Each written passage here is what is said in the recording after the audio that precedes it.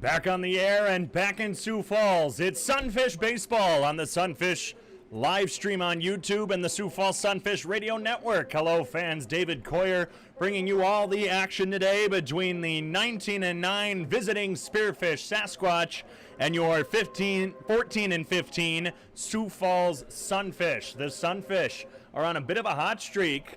Can't say fish are hot yet because, well, they've won 3 in a row before.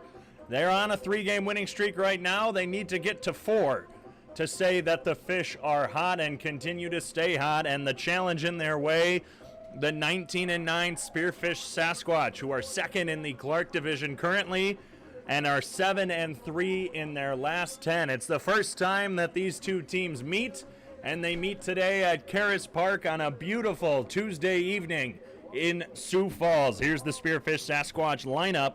Leading off, Ryan Bachman. He's playing third base today. Johnny McHenry's batting second, playing second. Seth Surratt is batting third, playing left field, and batting cleanup for the Sasquatch. Charles McAdoo, he's out in center field. Hayden Driggs batting fifth, designated hitting today. Jacob Sanchez batting sixth, playing first, while followed by Gage Ninnis playing right, batting seventh. Batting eighth, Chandler Eibach. He's catching tonight. And batting ninth for the Sasquatch, Theo Hardy over at shortstop. It's Mitch Stone on the mound for the Sioux Falls Sunfish. Haven't seen Stone in a little bit since June 22nd in the 6-5 loss against the Pier Trappers. He's making his 7th start of the season, most by any Sunfish pitcher. And here's the first pitch, a fastball just missing away. First pitch, 6:37, just a bit after the scheduled start time here from Sioux Falls. It's a beautiful, cloudy evening here in Sioux Falls. 82 degrees. One is poked into right field, straight to Gannon Thompson to lead things off with an F9. It's one away in the top of the first inning. 84 and partly cloudy is your official game time temperature from Sioux Falls. The Sunfish coming off of a 1-game road stand in Fremont last night, 19-7 routing of the third-place Moo. Here's the first pitch to Johnny McHenry. A slider hits the, excuse me, that was a changeup, I believe. A lefty here, Johnny McHenry. But Mitch Stone is looking good thus far. A slider swung on and missed inside to McHenry, who's batting .326 on the season for the Spearfish Sasquatch. The first time these two teams have met. The Sasquatch batting .303 this season.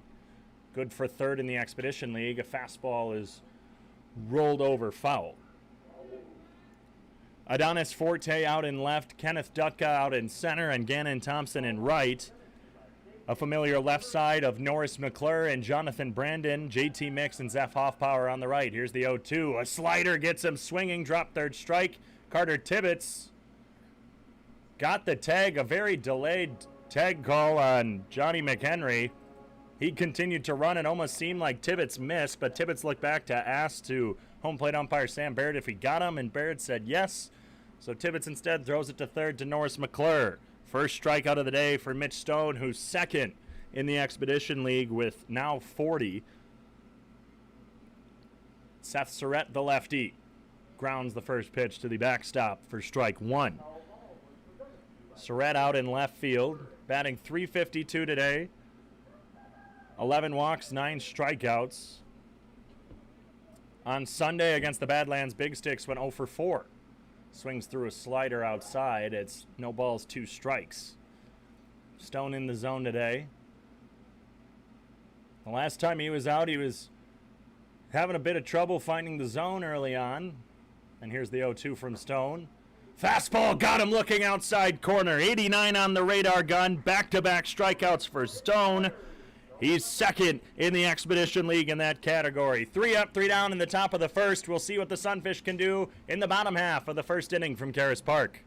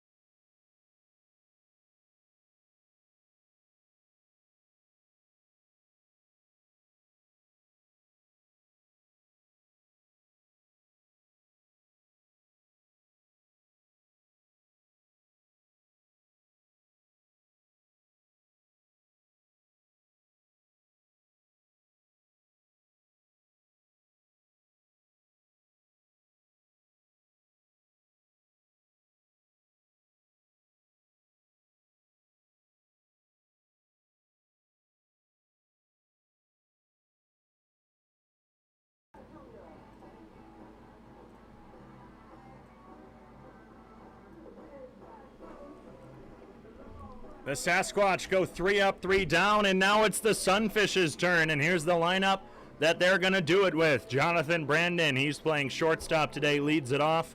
The last time he led off, he took the first pitch over the right field wall against the Hastings Sodbusters in Friday's loss. We'll see what he can do here in the first inning. He's going to be followed by Cade Kalehu-Avehi, who's designated hitting again. Adonis Forte, who's been on a hot streak as of late, bats third, followed by Zeph Offpower batting cleanup. He's at first base today. Gannon Thompson, Norris McClure, Carter Tibbetts, Kenneth Dutka, JT Mix round out the order. They're facing off against the 1-2 Riley Moran. Moran gets a breaking ball high, and he falls over on the follow-through. Don't know if he just lost his balance. The turf on the pitching mound, there's a big rectangle right in front of the rubber. That's a bit raised compared to the rest of the turf dirt. As a fastball is fouled to the back netting by Jonathan Brandon, it's a 1-1 count. And Moran, well, I think he's got all Expedition League hair. That's how I'm going to put it. He's got a long flow of bright red hair. So breaking ball hits the inside corner to Jonathan Brandon. It's 1 ball, 2 strikes. Slight breeze blown out to left field here at Karras Park today as JB takes a slider, chest high. He strikes out looking. Strikeout number 1 for Moran. That's his 19th on the season. And Cade Kalehu-Avehi from Arizona Western steps up for the Sioux Falls Sunfish today. Cade this season batting .279, went 1 for 4 in Saturday's 11-6 victory over the Hastings Sodbusters. He shows bunt, instead takes a fastball for a strike.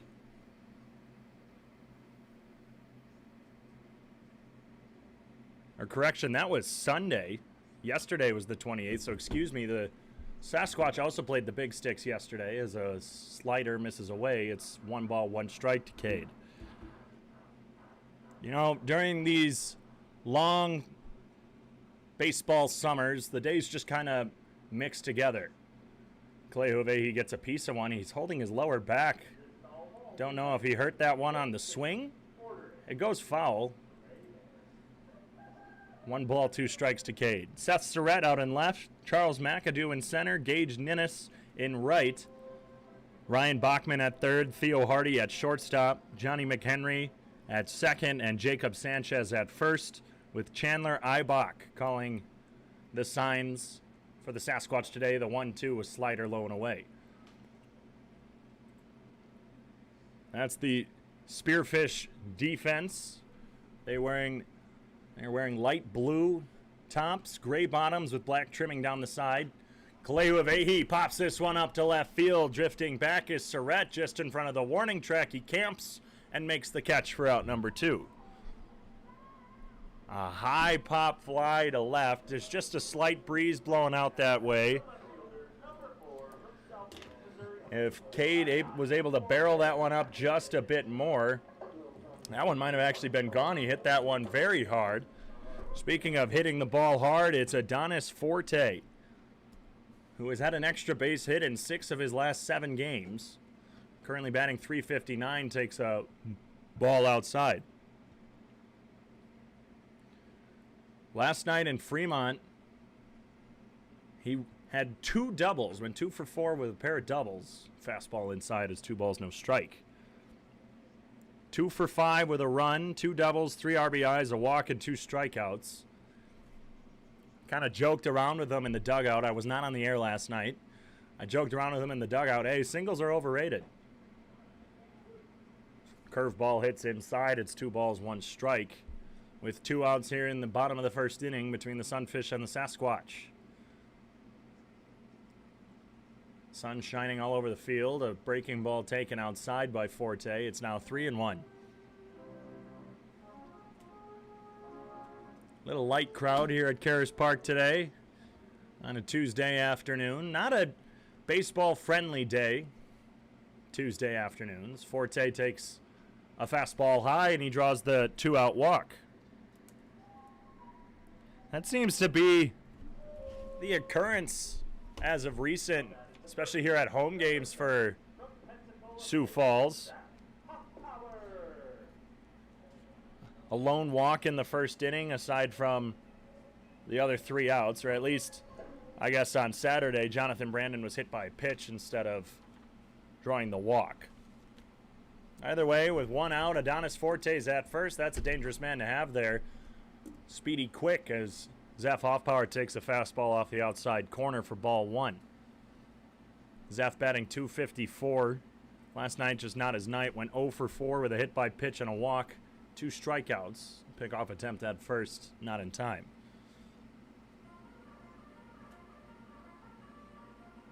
The first half of the season is starting to come to an end after this 3-game series.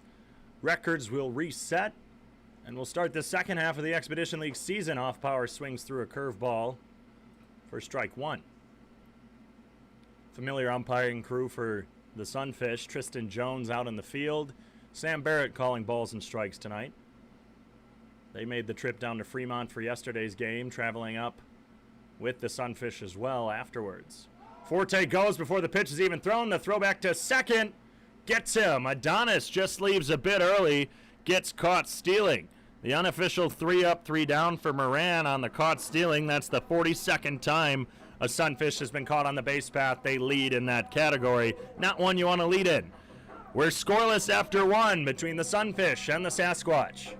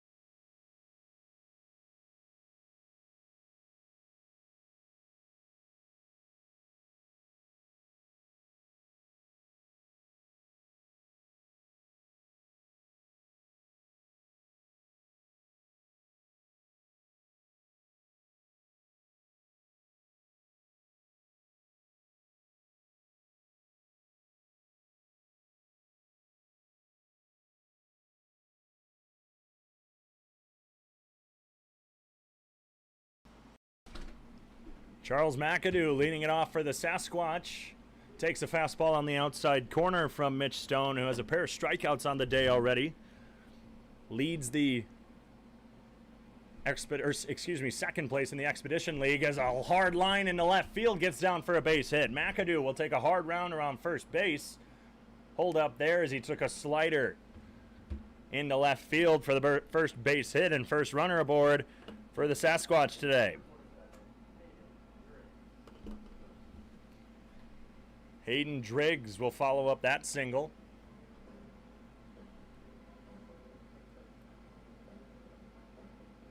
Driggs from St. Mary's College comes up with no outs and a run around first. Takes the first pitch, slow ground ball to McClure. McClure over to Mix to first to Hoffpower in time. A leadoff single is turned into a 5-4-3 double play. McClure Mix Hoffpower. And get that runner off of the base pass. It's 2 outs with nobody on now for Jacob Sanchez. Stone relying on the strikeout for most of the season, but not too shy from a ground ball here and there as a slider misses low and away to Sanchez. Sanchez batting .179 through 10 games. Pops this one high to right field. Drifting to his left and coming in is Gannon Thompson, who makes the catch on the trot. An unofficial 3-up, 3-down inning after a leadoff single turns into a 5-4-3 double play. Stone has gone 6 up, 6 down after allowing just 1 hit that inning. It's still scoreless as we head to the bottom of the second.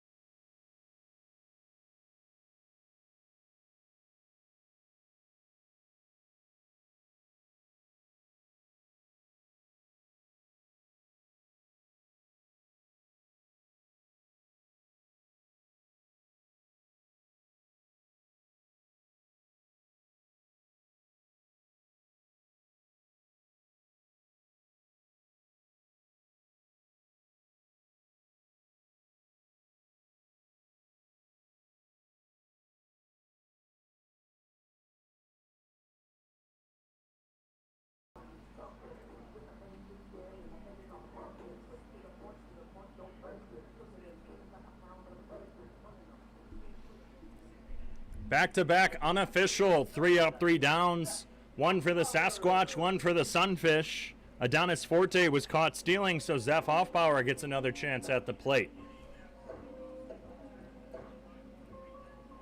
Hoffbauer again struggling a bit last night in the Sunfish's 19-7 victory over the Fremont Moo. He takes a breaking ball inside that rolls all the way to the backstop. We had the radar gun working tonight.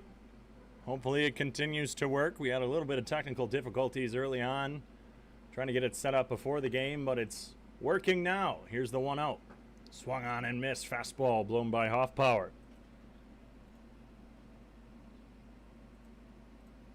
Moran with an 8.02 ERA on the season. Slow dribbler, right side. Moran, it gets by his glove. No one's covering first. Foul was called. I looked down at first, and Tristan Jones was the first I saw call it before Sam Barrett I saw was up the first base line. He must have called it first. Hoffbauer back at first base. Looked like Moran was just tossing it to Sanchez. Walker Bullington now on the way out. Let's try and clarify what happened. It was off the end of the bat. It went straight down and then started rolling a little bit up the first base line, did the hit from Hoffbauer. He's running down to first. Alex Moran was coming to his right, having to run all the way in to try and grab it. It got by his glove. It was moving really slow. And second baseman Johnny McHenry and first baseman Jacob Sanchez were all convening on it. So no one was covering first. Hoffbauer reached safe. There was no throw or anything. And I don't know if Tristan Jones is the one who called it foul first. Maybe he saw it, but at that point, it's not really his call. And Walker Bullington is not too happy with what's being called, as Tristan Jones and Sam Barrett confirm it's going to be a foul ball. And I think what's just confusing is I don't believe that's Jones's call on a foul ball off the foot. And I didn't see Barrett call it first, and Bullington having a couple words with Tristan Jones. This umpiring crew very familiar with the Sunfish team, including Walker Bullington. Bullington was tossed by home plate umpire Sam Barrett in the Souris Valley series a few weekends ago. 1 ball, 2 strikes now to Hoffbauer. Skyrockets this one down the left third base line. Charging in is Bachman. Also moving back is Ibach, but that's going to land on a bench just past the left side netting. Foul, and Hoffbauer gets another swing. That's a foul ball presented by Keg Chicken. Order it, eat it, crave it. Keg Chicken. 1 ball, 2 strikes to Hoffbauer, who had a pair of strikeouts last night. Here's the 1-2. Breaking ball just misses away. 73 on the radar gun. Looked like a Slider.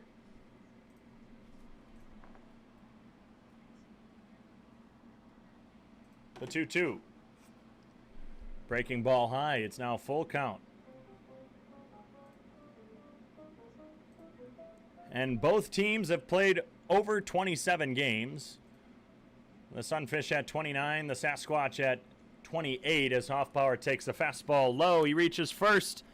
And after all that hoopla that happened where he was on first after what should have been an infield base hit, ends up turning into just a walk for Hoffbauer. And it's the Sioux Falls native Gannon Thompson stepping up. He had a heck of a game last night against Fremont. 2 for 4 last night with a double and a home run. His second home run of the season, and this one was even crushed even harder than the other one. A throw down to first after the ball to Thompson. Hoffbauer doesn't even slide in. He's caught a bit off, and Eibach just tossed that one down to first. A good catch by Sanchez. But Thompson, I mean, if you watched him during batting practice, you see he's taking these pitches high and deep, and they're hit hard off the bat. There goes Hoffbauer. Pitch misses outside. The throw down misses even more outside, as McHenry had to catch it on the run on the shortstop side. The second baseman has no play, and Zev Hoffbauer gets his stolen base. That's his 8th of the season. Of course, the Sunfish far and above the most aggressive team on the base pass. That's their 118th stolen base of the season. 2 balls, no strikes to Thompson. Hoffbauer dancing at second. Thompson fouls one to the back netting off the fastball, 80 miles an hour. But during batting practice, you can watch it, and Gannon and I kind of have a little bit of a running joke that, you know, after a game, if he doesn't strike out, even if he's not, a lot of the times it's when he's not playing. I'm just like, hey, you didn't strike out tonight. He's like, heck yeah, he has 20 strikeouts on the season. And there's some where, you know, the bases will be loaded or something. It's like, dude, you had an opportunity for a grand slam. Curveball misses in the dirt. Good stop by Eibach. And we just joke around like that. I've made sure he's okay with it. Don't worry. He laughs. He takes it. He understands. But man, when he hit this one last night, he just took it to left center. And I mean, by left center, I mean just to the left of dead center field. So not even left center, center field. Slider misses away, and Thompson draws the walk. But he absolutely crushed one. And it was different than his one from Carroll, Iowa. And his one from Carroll, Iowa went very high, and it was also deep, but it wasn't super fast off the bat. But last night's, it was Walker Bullington was talking about it before the game today, and he said probably 110 off the bat. Just absolutely smashed. Norris McClure steps up with no outs, 2 runners on. Last night, much to the chagrin of Norris, he ended his 9-game hitting streak. He takes one off the end of the bat out of play. Since joining the Sioux Falls Sunfish,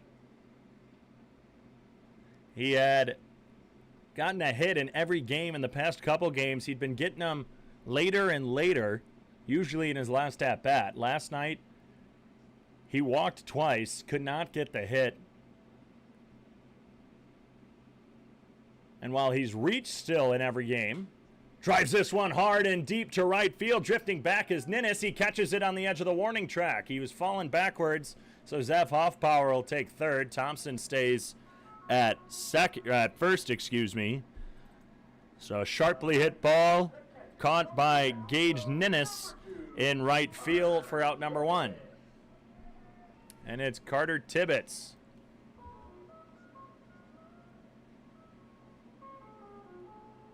From Wayzata, Minnesota. I've never asked him if that's actually how you pronounce it. I should probably get that. There's been a couple towns on this Sunfish team that I've struggled with a little bit. Some of them are a bit tough to say.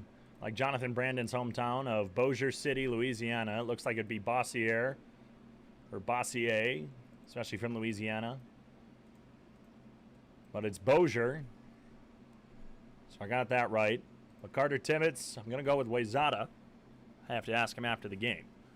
1 ball, no strikes to Tibbetts. He's betting an even 300. And there goes Thompson. He was leaving before the pitch was thrown, just like Adonis Forte. And this time, Moran was a bit more farther along and he didn't see it. Thompson, even after getting about a quarter way to second, kind of held up. Didn't want to have the same fate as his teammate Forte. He ends up on second on what was almost a balk by Moran. He realized he had to keep going, otherwise it would have been a balk and a run would score for Sioux Falls. Here's the 2-0 to Tibbetts. This one's drilled hard down the left field line. It's just foul.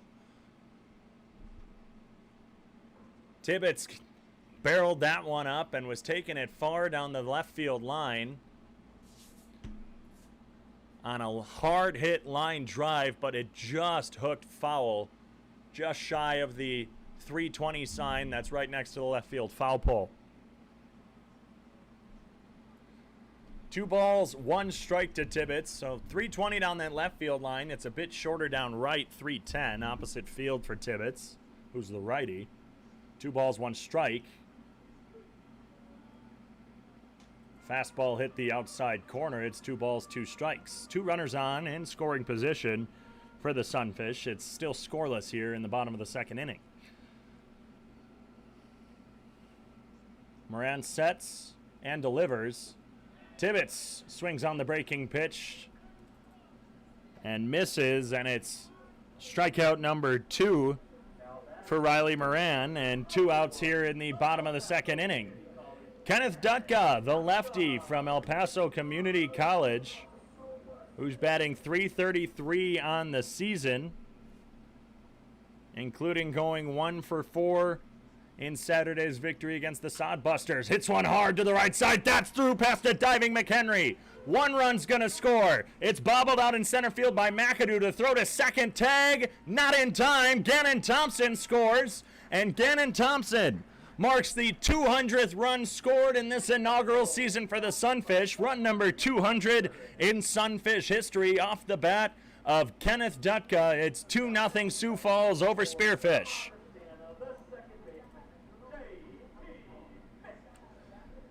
Back-to-back walks to lead off the inning, followed by a flyout and a strikeout, and Kenneth Dutka on the first pitch hits a hard grounder up the right side past the diving Johnny McHenry at second. A slider hits the outside corner to JT Mix. He's down 0-1 with a runner on second base.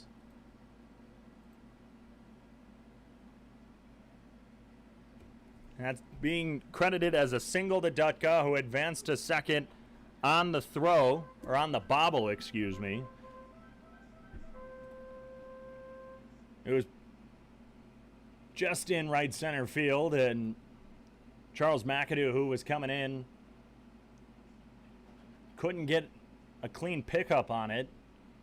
Mix is down 0-2, swings at a curveball, but it's fouled into the leg of Sam Barrett, who the last 2 times Barrett has been here, 2 out of the last 3 times, excuse me, that Barrett has been here in Sioux Falls, it's, well, his legs have taken a little bit of damage. He just takes a foul there off the shin guard. On Saturday when he was out in the field, he was standing currently where Tristan Jones is, just to the shortstop side of second base, and Dane Frazier hit a hard ground ball right into his shin. So that shin's taken a bit of damage here at Karis Park in the past week.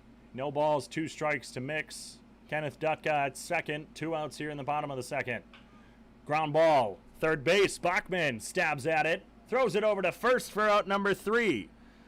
But Kenneth Dutka singles to drive in the 199th and 200th runs in Sunfish history. Gannon Thompson marking run number 200. It's 2-0 Sunfish after 2 in Sioux Falls.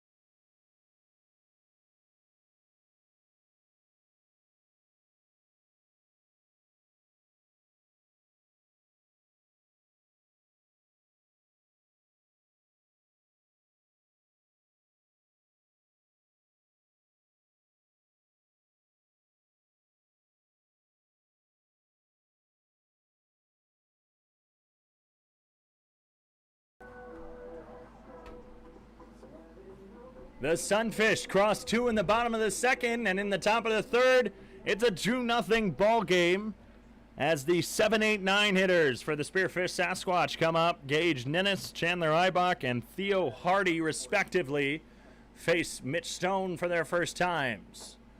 A fastball just misses on the outside corner. It's 1 ball, no strike.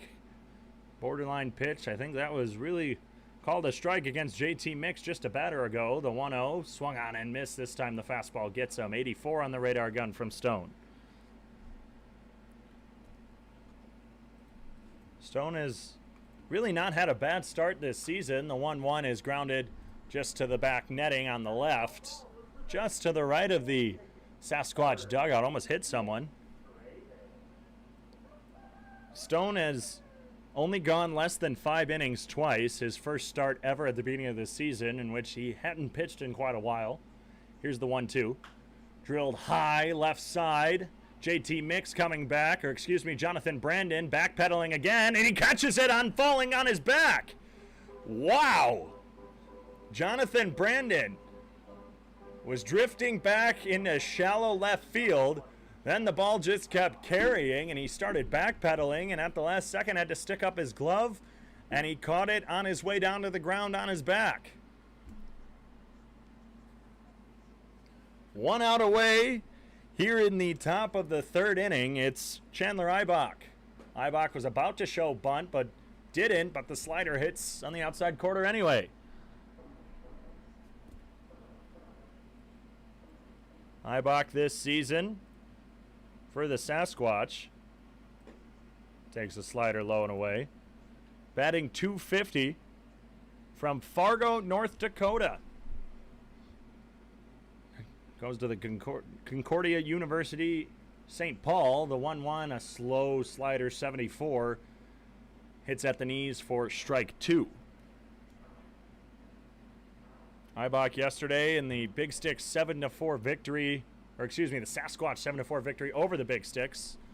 Slider misses in the left-handed batter's box. It's an even 2-2 count. Went 1 for 3 with a walk and a strikeout. This year has struck out 23 times, which is second, tied for second with Theo Hardy on this Sasquatch team, the 2-2. Slider, got him looking. Mitch Stone hasn't been relying on the slider as much today as he has in previous outings, but strikeout number 3 is via the slider on the outside corner. That's the second strikeout looking for a Sasquatch player. And now it's Theo Hardy comes up with 2 outs. Only one Sasquatch player has reached base, and that was Charles McAdoo with a single. Theo Hardy fouls one out of play. But on the next at-bat, Hayden Driggs grounded into a double play to end that inning. So Mitch Stone has still faced the minimum amount of batters. Here's the 0-1. Changeup misses outside. It's 1 ball, 1 strike. Hardy batting .310. Wow. It's a high batting average for the 9-hitter. Takes the slider just below the knees. It's 2 balls, 1 strike. 14 walks, 23 strikeouts. Went 2 for 4 yesterday with a pair of strikeouts. Lines one straight into the glove of Zeph Hoffbauer. And another 3 up, 3 down inning here in the top of the third inning, excuse me. No runs, no hits, no errors, no one left on base. Through 3 innings, Mitch Stone has faced the minimum amount of batters. It's 2-0 Sunfish as we head to the bottom of the third inning.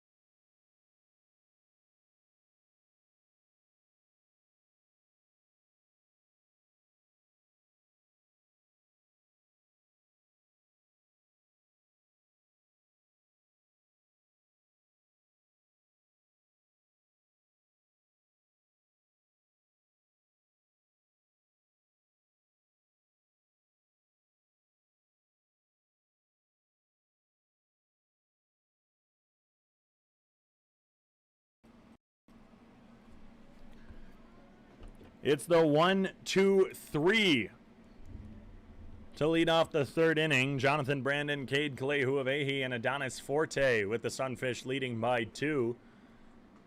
He takes a breaking ball across the zone. It's no balls, 1 strike. Jonathan Brandon struck out looking his last time up.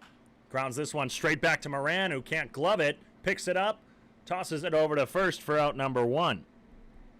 And went in and out of the glove off of the hop.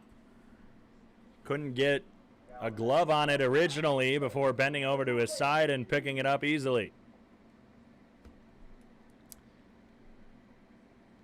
And so there has been a quick scoring change. Kenneth Dutka's single, we knew it was called a single, was then he advanced to second on the error that wasn't originally there,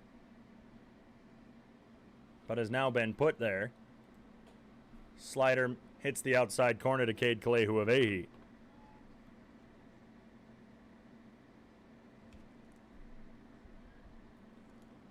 Cade, his last time up, flew out on a long fly ball to left, takes another breaking ball high. It's 1-1. Cade started off this season switching out between really designated hitter and catcher when there was the pair of Tibbetts and Kalehuavehi. He skyrockets this one into the Bermuda Triangle just in right center field. Calling off everyone is McAdoo, and he's going to make the grab for out number 2. But as of recent, Cade's really just been hitting in the designated hitter spot. Hasn't caught in a while either, especially with the trio rotation of Will Olson, Declan Beers, and Carter Tibbetts. The windup and the pitch to Adonis Forte. Fastball taken at the knees. Cade's played at second a few times this season. But more recently, has just been in that designated hitter spot. Forte swings and misses on a changeup, and it's no balls, 2 strikes with 2 away here in the bottom of the third inning. The 0-2. Drilled hard right side, straight into the glove of Johnny McHenry. A 3-up, 3-down inning for the Sunfish. They still lead by 2 at Karis Park.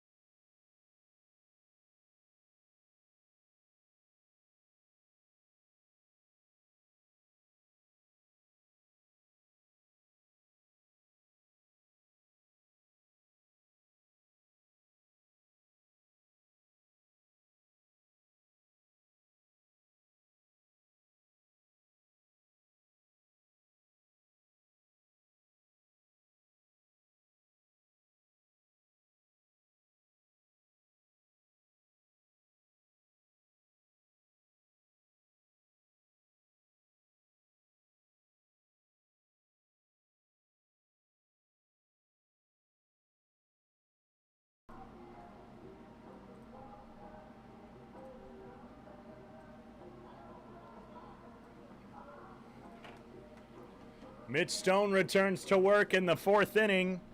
He'll lead off with the top 3 in this Sasquatch lineup. Ryan Bachman, Johnny McHenry, and Seth Surratt.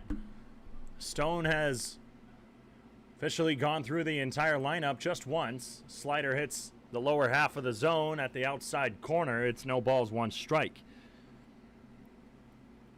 He's only faced the minimum amount of batters. Has allowed a hit, though. Slider misses in the dirt, bounces into the glove of Carter Tibbetts.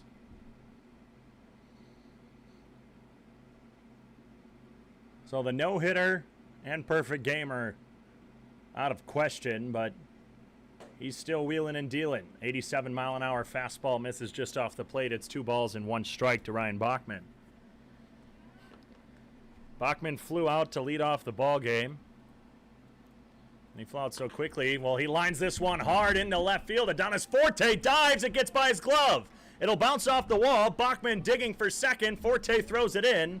And just like that, another base runner for the Spearfish Sasquatch with a leadoff double by Ryan Bachman.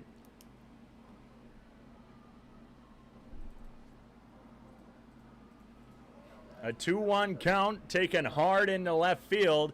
Adonis Forte was giving chase, and the ball missed just out of reach of his diving glove.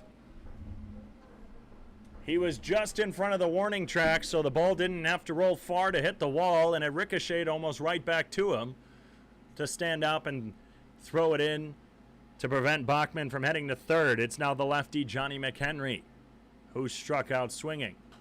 Takes the first pitch over the press box to our left.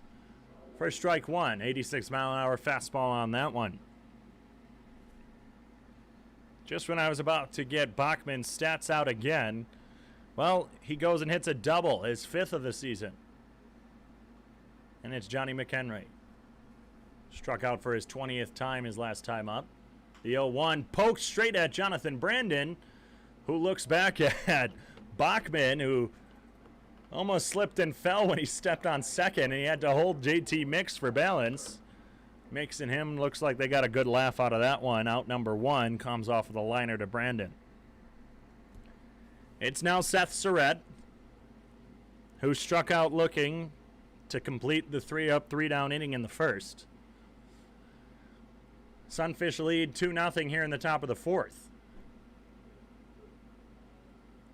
A changeup hits the outside corner. It's no balls, 1 strike to the lefty Surratt. Surratt from Long Island University, LIU. 5'9" lefty, 195. Playing left field today. Fastball just misses low. That's the fastest one thrown by Stone today. 88 on the radar.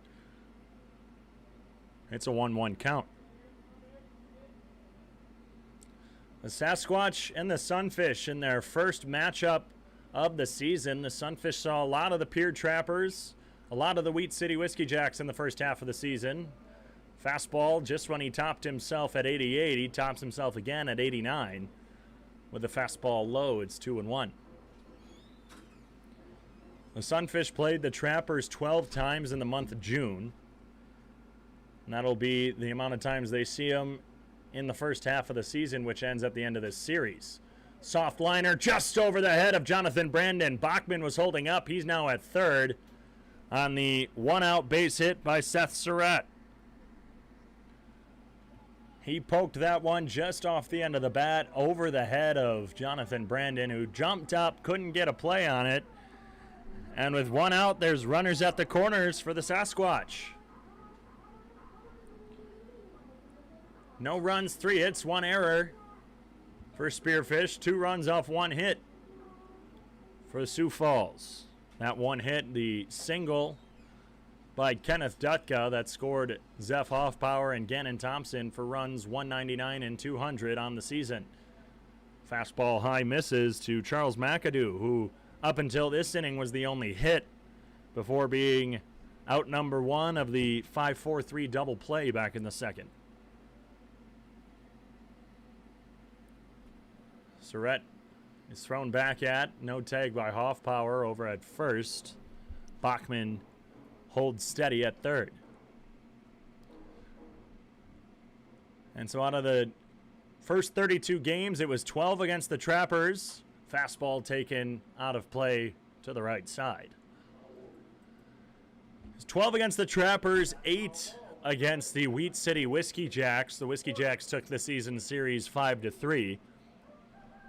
So 20 of the first 32 games were against those two teams. 3 have been against the Fremont Moo. You had the 3 against Hastings, fastball low, 3 against Sewers Valley, and now 3 against Spearfish. So 11 of the first 32 games were against Lewis Division teams. The rest against the Clark. A hard line drive, center field. Kenneth Dutka to his right makes the catch, throws it into second. 1 run is going to score on the, well, It's just going to be a sac fly, but it's more of a sac line out to center field for out number 2. The Sasquatch cut the lead in half. It's now 2-1 Sunfish. Runner at first, 2 outs. Hayden Driggs, who grounded into that double play. He's got an interesting helmet. Blue top half, red lower half. Must be the colors of St. Mary's College. A slider cuts through the zone for strike 1.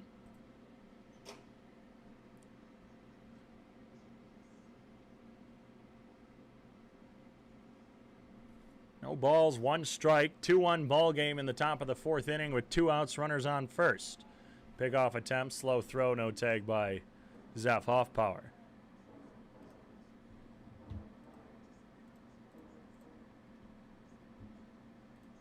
And while the Sunfish have played all those games against Pierre and Wheat City, a fastball misses away. The Sasquatch, who are also in the Clark division, which is the division with Sioux Falls, Pierre, Spearfish, Fremont, Hastings. Runner goes, foul to the back right netting. It's a 1-2 count off the slider.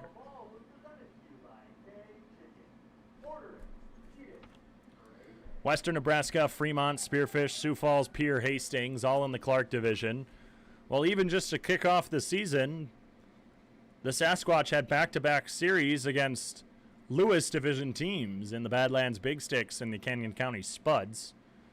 In fact, it appears that most of their first 32 games are against Lewis division teams. A fastball misses low. It's an even 2-2 count. 1, 2, 3, 4, 5, 6, 7, 8, 9, 10, 11, 12, 13, 14, 15, 16, 17, 18, 19, 20, 21, 22, 23 have been against non-Clark division teams. Time is called.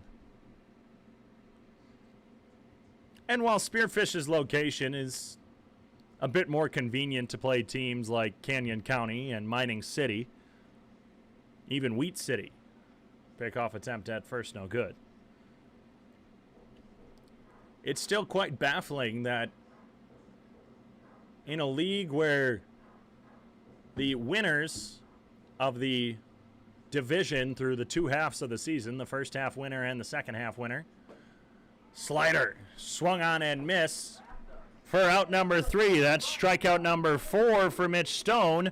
1 run crosses off 2 hits, no errors, 1 left on base. We'll finish up that thought on the scheduling when we return for the bottom half of the 4th inning.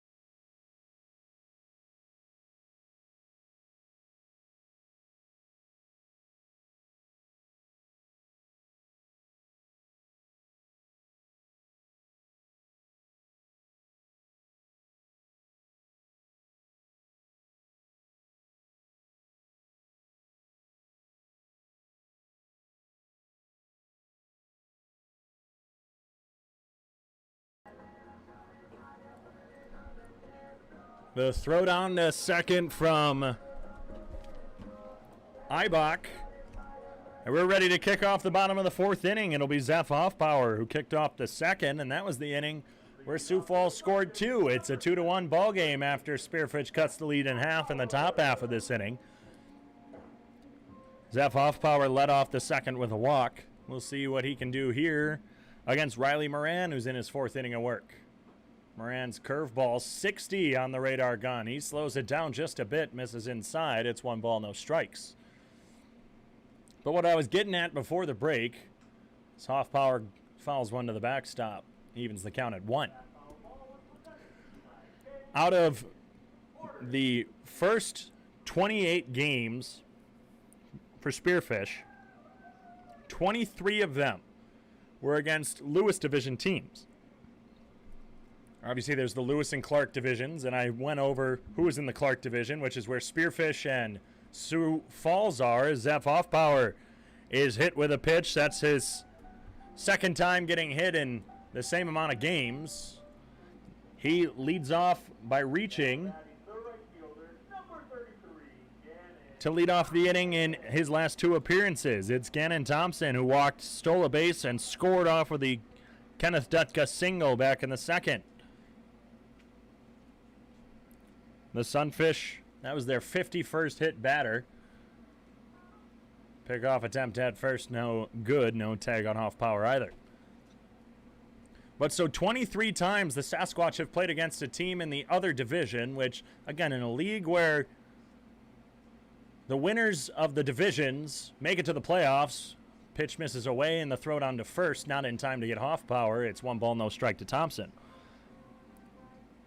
But where the winner of the first half of the season makes the playoffs and the winner of the second half of the season makes the playoffs, you'd think they'd want to have more interdivisional games or intra-divisional games than interleague play. Pickoff attempt, no tag by Sanchez. Because then you have more of a feel for teams within your division, and you truly have won your division instead of just playing teams in the other division who, frankly, might not be as good as the ones in yours. That's not the case. The slider misses low and away. It's 2 balls, no strikes. In fact, the Sasquatch have played the Mining City Tommyknockers quite a few times. Souris Valley Saberdogs several times as well. Both of those top teams in the Lewis division. And the Badlands Big Sticks. Fastball misses away. It's 3 balls, no strikes to Gannon Thompson. Badlands, Souris Valley, and Mining City, the top 3 teams in the Lewis division. Souris Valley officially clinched the first half title for the Lewis. Western Nebraska, the Clark division leader and winner of the first half of this Expedition League season. Those 2 will have home field advantage in the first round of the playoffs at the end of the season. 3 balls, no strikes. A slow changeup hits across the zone. 3 balls, 1 strike.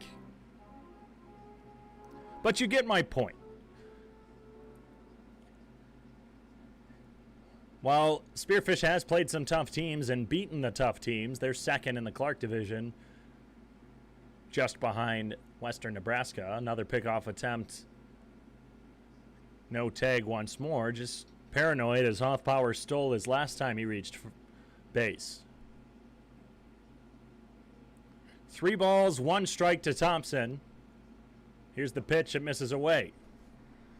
So just like the second inning, Hoffpower reaches, Thompson reaches, neither of them via the hit. And it's now Norris McClure who flew out to advance Hoffpower to third, his last time up. And George Ninnis out in right field is playing about 2 steps in front of the warning track. This team knows that McClure can pull the ball and pull the ball hard. When he hits it in the air, it's usually to right. Occasionally he'll have a nice hit off the end of the bat into left as a curveball misses away. It's 1 ball, no strikes.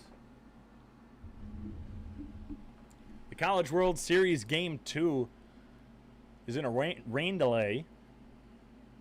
Vanderbilt smoked Mississippi State last night in Game 1. Here's the 1-0. McClure takes it inside in the dirt. Eibach going to walk out and calm down his pitcher, Riley Moran, who coming into today's game, Moran just had 11 walks. He has walked 4 so far today. And, well, he's hit 1 as well, and the Sasquatch, not known for hitting batters, Their 20th was least, and 21, I think, puts them just above the lowest in the league. So runners at first and second, no outs. Norris McClure ahead, 2 balls, no strikes.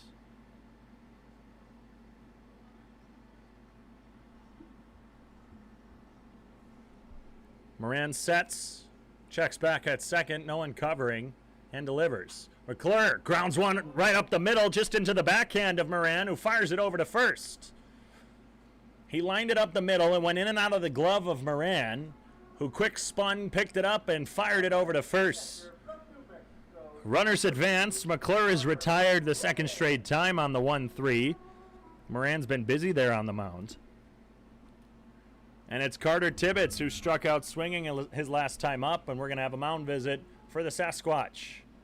Probably just to check to see if his hand's okay. That's a hard liner right off the backhand. And actually, we might be seeing a pitching change. Coach checking over to the third base line where the Sasquatch bullpen is, and I think they're just buying some time now to make sure their pitcher is ready to go. Jared Molna, the head coach for this Sasquatch team, he's assisted by Andrew Pratt, Jeremiah Johnson, and Ryan Cantrell. A long mound visit here for the Sasquatch, and well, nope, here goes Coach. I think he was just buying a bit of time just so his pitcher in the bullpen could get just a bit more warm. We'll probably be seeing someone new either this inning or next. Moran on the season. His longest outing was June 22nd in the 8-3 loss against the Badlands Big Sticks. He went 6 1/3, allowing 6 runs off 9 hits. A slow curve hits the zone to Carter Tibbetts, who's got runners on second and third with just 1 away. And 6 runs off 9 hits. Well, Moran, through 3 1/3, has only allowed 2 runs off 1 hit. A curveball brings Tibbetts to his knees on the swing. 64 on the radar gun. There goes Hoffbauer. Moran throws it in. Hoffbauer steals home. The first successful time for the Sunfish this season. And Hoffbauer's 1 for 2 trying to swipe home. He gets it this time on Moran, who was in the windup with runners on second and third. Thompson now on third after Hoffbauer swipes home. Caught the pitcher sleeping. Now here's the 1-2. Swung on and missed. Fastball. Got Tibbetts. He's 0 for 2 via the K. Strikeout 3 on the day for Moran. And it's Kenneth Dutka, who singled and had 2 RBIs on the day via that single. And Hoffbauer scores the 3rd run of the game as a breaking pitch misses away to Kenneth Dutka.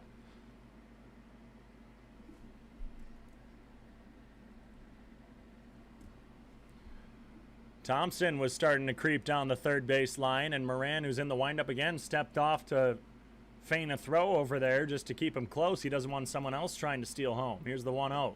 Fastball outside. I want to know, and you can't, to my knowledge, there's nowhere on Point Streak where you can actually go and look this up. I want to see how many times teams have either stolen home successfully or tried to steal home. Changeup misses outside. It's 3 balls, no strikes to Dutka. Because if I had to guess, with the Sunfish, of course, being the most aggressive team on the base paths as a fastball hits right across the plate, it's 3 balls, 1 strike. But with the Sunfish being the most aggressive team on the base path, I believe that's attempt 3 or 4 on the season. Breaking ball misses away, and Dutka draws the 2-out walk. Runners at the corners for JT Mix. He grounded out his last time up.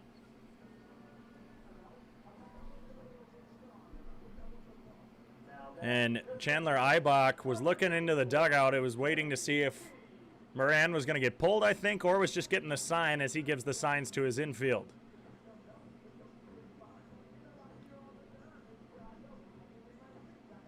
Mitch Stroh has tried to steal home. Zeph Hoffpower twice has tried to steal home.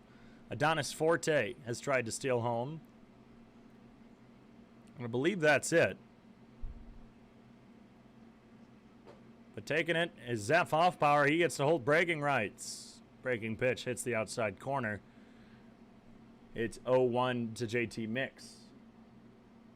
The Atlanta Hawks and Milwaukee Bucks just underway. 9 minutes remaining in the first quarter. The Hawks lead the game 10-2. Mix takes this one opposite field. Gage Ninnis on the run makes the catch for out number 2. Zeph Hoffpower steals home to bring the lead back to 2 for the Sunfish. 1 run crosses off no hits, no errors. 2 left on base for Sioux Falls. It's 3-1 after 4.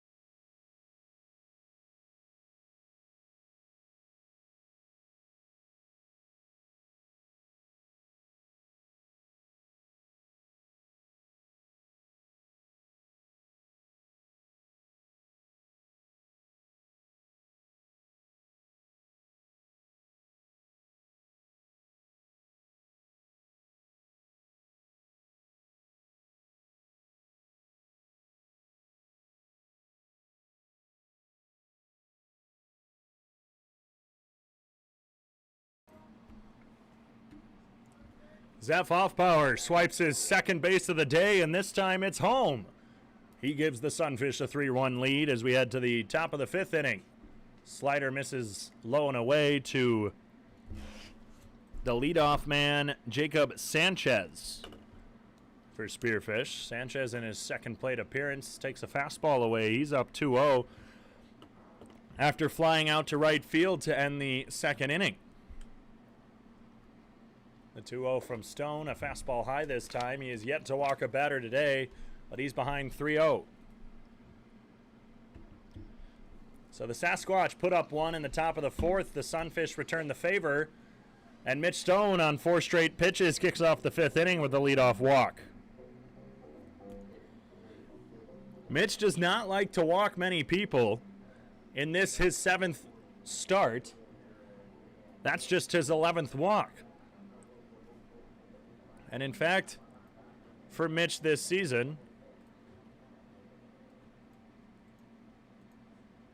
it was his last appearance which tied his season high in walks as a slider hits the inside corner. It's no balls, 1 strike to number 40, Gage Ninnis. And I believe that's the highest number that we've seen this summer. I don't think I've ever seen really many people above the 30s. Or at least a hitter, at least. Some of the pitchers are in the 30s as the fastball hits at the knees.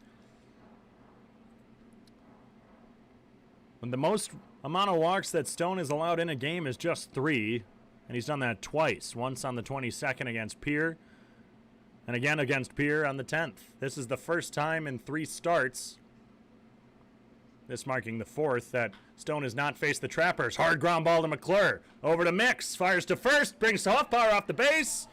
He swipes to make the tag, and Tristan Jones called him safe. And I don't know if that just means that the tag missed. To me, it looks like he slapped him right on the back. Walker Bullington not coming out, so just the 5-4 fielder's choice reaches Ninnis for the first time today. Sanchez is retired on the force out. With 1 out, it's Chandler Eibach, who struck out looking his last time up. Fastball on the inside corner gets away from Tibbetts. It's 1 ball, no strikes. We have Zach Campbell working the camera, the live stream, and social media for the Sunfish tonight. A man of many hats. You'd think he'd be our media guy. That'd be his position, as a pickoff attempt with no tag from Hoffpower keeps Gage Ninnis close. But actually, no. Zach Campbell is the assistant general manager. So talk about man of many hats. Fastball hits the outside corner.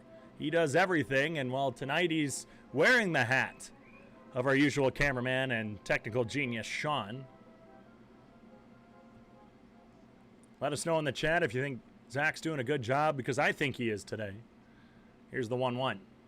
Fastball misses low. It's 2-1. Ibach from Oklahoma City, Oklahoma. In just his 4th game, he joined the Sasquatch on the 26th against the Western Nebraska Pioneers. He has yet to witness a Sasquatch loss. Hard ground ball. McClure's glove over to Mix. This time over to first. It's in time. They don't get it the first time, but if at first you don't succeed, try again. The second 5-4-3 double play for the Sunfish today, and it's an unofficial 3-up, 3-down inning. No runs, no hits, no errors. No one left on base after 4.5. It's Sunfish 3, Sasquatch 1.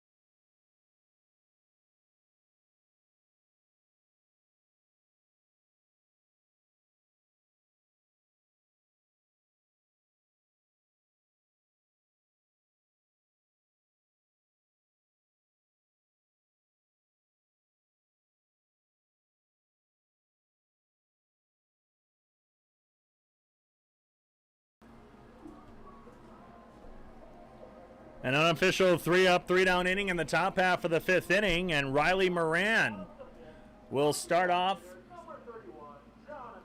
We'll start off with Jonathan Brandon, Cade Kalehuavehi, and Adonis Forte.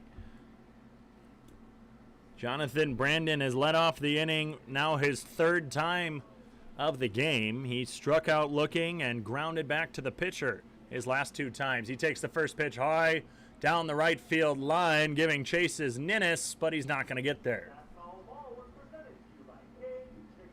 That foul ball presented by Keg Chicken. Order it, eat it, crave it. Keg Chicken. And well, I'm up here in the press box not smelling chicken. In fact, I'm smelling a walking taco. If you ever come to Karis Park, make sure to get yourself one. They're delicious. Here's the 0-1 to Brandon. A curveball misses high and away.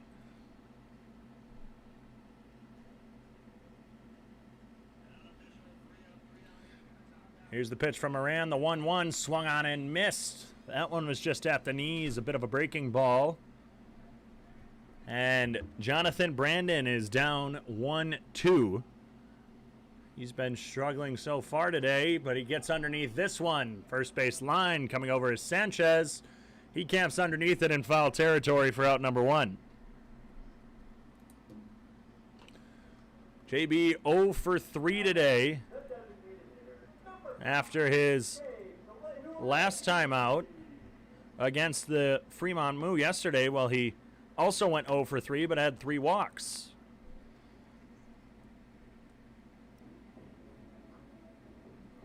So he's been struggling a bit today, has JB, and we're going to get a mound visit, and I think that'll be it for Riley Moran.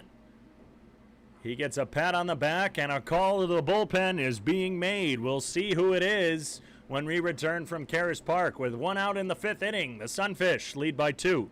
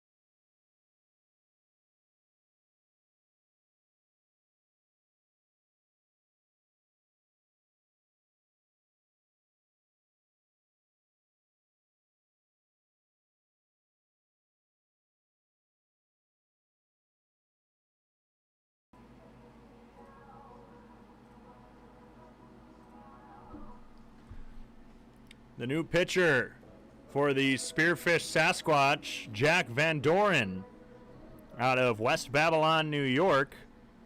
Van Doren relieves not Alex, holy cow. He's first pitch to Adonis Forte, hits the outside, not Adonis Forte, Cade Kalehuavehi. Let's start over. We have Jack Van Doren relieving Riley Moran, and it's Cade Kalehuavehi. Time is now called by Chandler Eibach. There we go. We got this. For those of you wondering, Alex Moran is a fictional quarterback in the television show Blue Mountain State. It is what I'd been thinking all game and just hadn't verbally said until just then. Another fastball hits the outside corner to Cade Kalehuavehi. It's no balls, 2 strikes.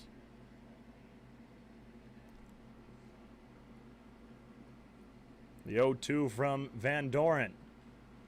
Off the end of the bat, straight into Chandler Eibach, who kind of bends over. He stands up, is walking it off. Again, nothing too fun about getting a foul ball off the arm. Thank you to the Stones for listening to the live stream today on YouTube. Their son Mitch on the mound for Sioux Falls.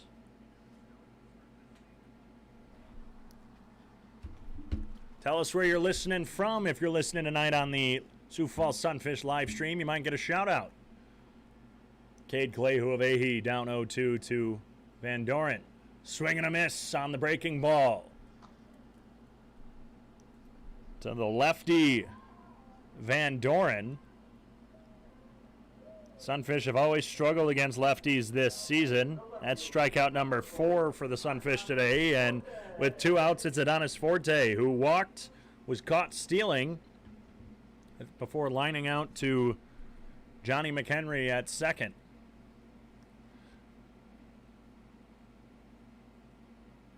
Forte takes the slow curveball on the outside corner. 72 on the radar gun. Van Doren, through 7 appearances, is 1-0 with an 8.25 ERA. He gets the fastball just low, misses the outside corner, and through 12 innings pitched, well, now 12 1/3, he has 10 strikeouts and 8 walks. His last appearance was a win against the Pioneers on the 26th. This time a breaking ball hits the outside corner. It's 1 ball, 2 strikes. It's a lefty-lefty matchup here with Van Doren and Forte in the bottom of the 5th inning.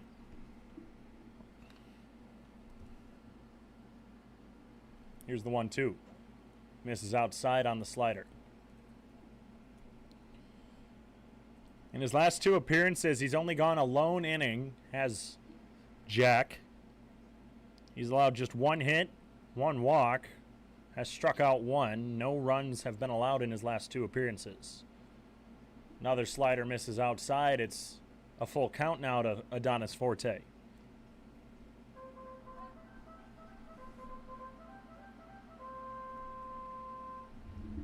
The Stone family is in Montana catching trout and listening to the Sunfish on YouTube. Well, thank you.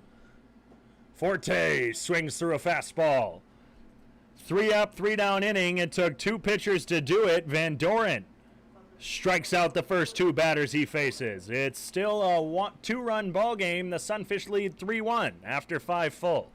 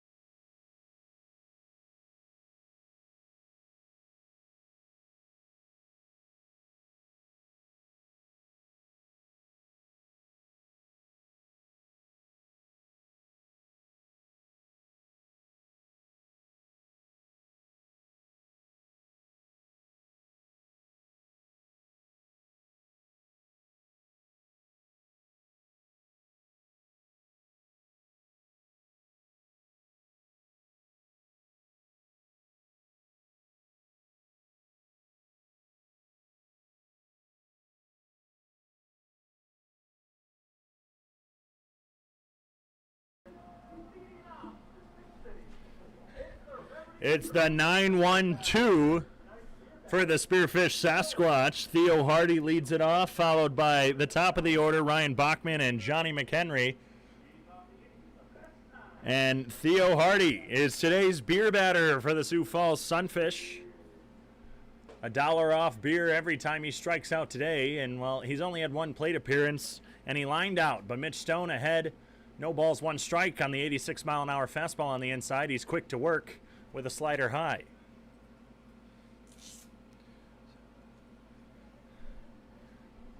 Stone, usually a bit more methodical with his approach.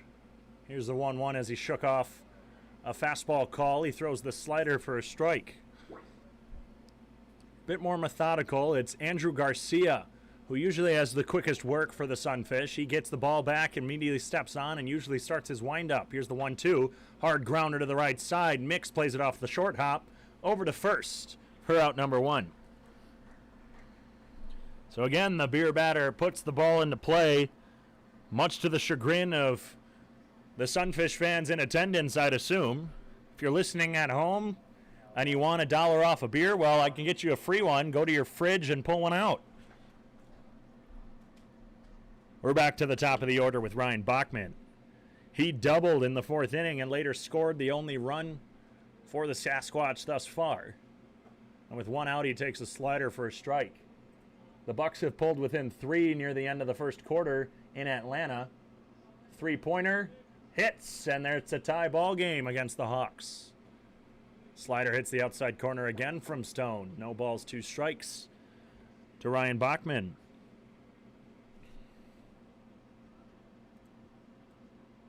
Stone has struck out 4 today. Here's the 0-2. Foul to the back netting.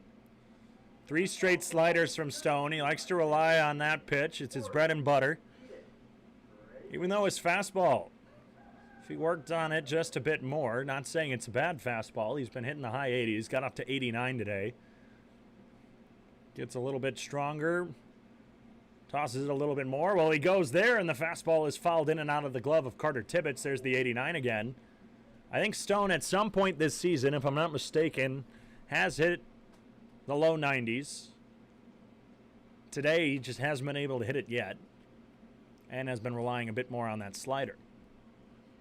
1 run off 3 hits, 1 errors for Spearfish. 3 runs off 1 hit for the Sunfish. The 0-2. Liner. Just past the glove of JT Mix, who was coming to his right into right field. A hard round around first for Ryan Bachman. He's gotten a hit his last 2 times up. 88 on the radar gun on that fastball, and Bachman took it straight up the middle for a single. So with 1 runner on, 1 out, it's Johnny McHenry, who's 0-2 with a strikeout, 0 for 2, with a strikeout and a lineout. Stone out of the stretch now. Doesn't even look at first. A bunt pops high. It looked like it was going straight instead, and in fact, I think it got a little bit of backspin on it and went over the head of a charging Carter Tibbetts. He had no idea where that one went. And that was actually, that was kind of just a optical illusion almost. The bunt looked like it went off the ground, and I thought it went forward and was just going high, and Tibbetts started charging, but then lost it, and by the time the ball came down, it had landed right behind where Sam Barrett, the home plate umpire, would be standing. No one knew where that went. It's no balls, 1 strike to McHenry. Swings at this one, a slider. That was at the knees, and it's 0-2 now to McHenry. Bachman, with every pitch, looks like he's wanting to just take off for second. He has 8 stolen bases on the season. The Sasquatch not too aggressive. Only 42 stolen bases this year. Slider misses outside.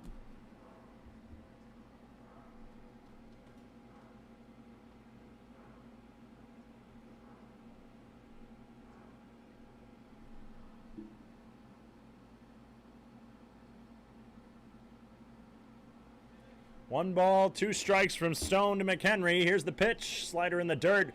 Tibbetts lost it. Recovers. And Bachman was thinking a bit too long. He didn't take off for second. 2 balls, 2 strikes now to the Sasquatch second baseman. I kind of tweeted it out before the game. Quote tweeted the Sunfish starting lineup graphic on Twitter where it said, searching for Bigfoot and for a win. High grounder going foul into the Sunfish dugout, into the hands of a sitting Declan Beers, it looks like. Still a 2-2 count.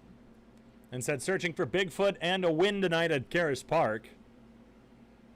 And I tweeted out the question of the day, are Bigfoot and Sasquatch the same thing?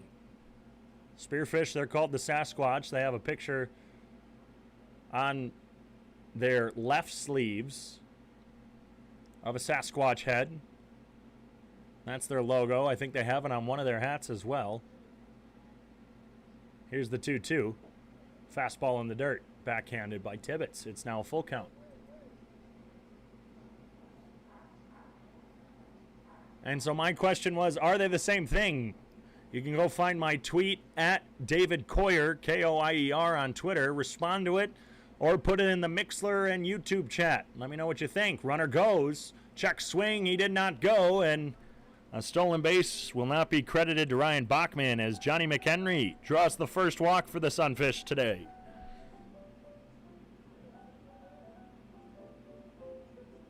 It's another lefty, Seth Surratt. And with 1 out after Theo Hardy grounded out to kick off this inning, the tying run is now at first for Spearfish with the go-ahead at the plate. Sunfish have already turned 2 double plays today to end innings. Bunt is shown down the third base line, charging Mixlr. Picks it up, fires to first, not in time. A good bunt by Surratt, and he loads the bases with the infield single. And with 1 out, the go-ahead run now at first, and it's Charles McAdoo, who singled in the second, had a sac fly in the fourth.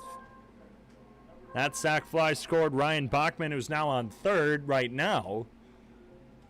That scored Bachman to bring the lead within 1. The Sunfish would go and respond themselves in the bottom of the 4th inning. Fastball hits the outside corner for strike 1.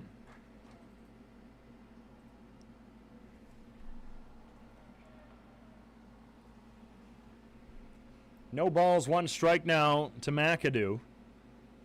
Bases loaded. Mitch steps off, is asking for the signs again. Stone has 2 pitches, 3 if you're a lefty, a fastball, a slider, and a changeup if you're that lefty. He throws the slider on the inside. It's no balls, 2 strikes to McAdoo.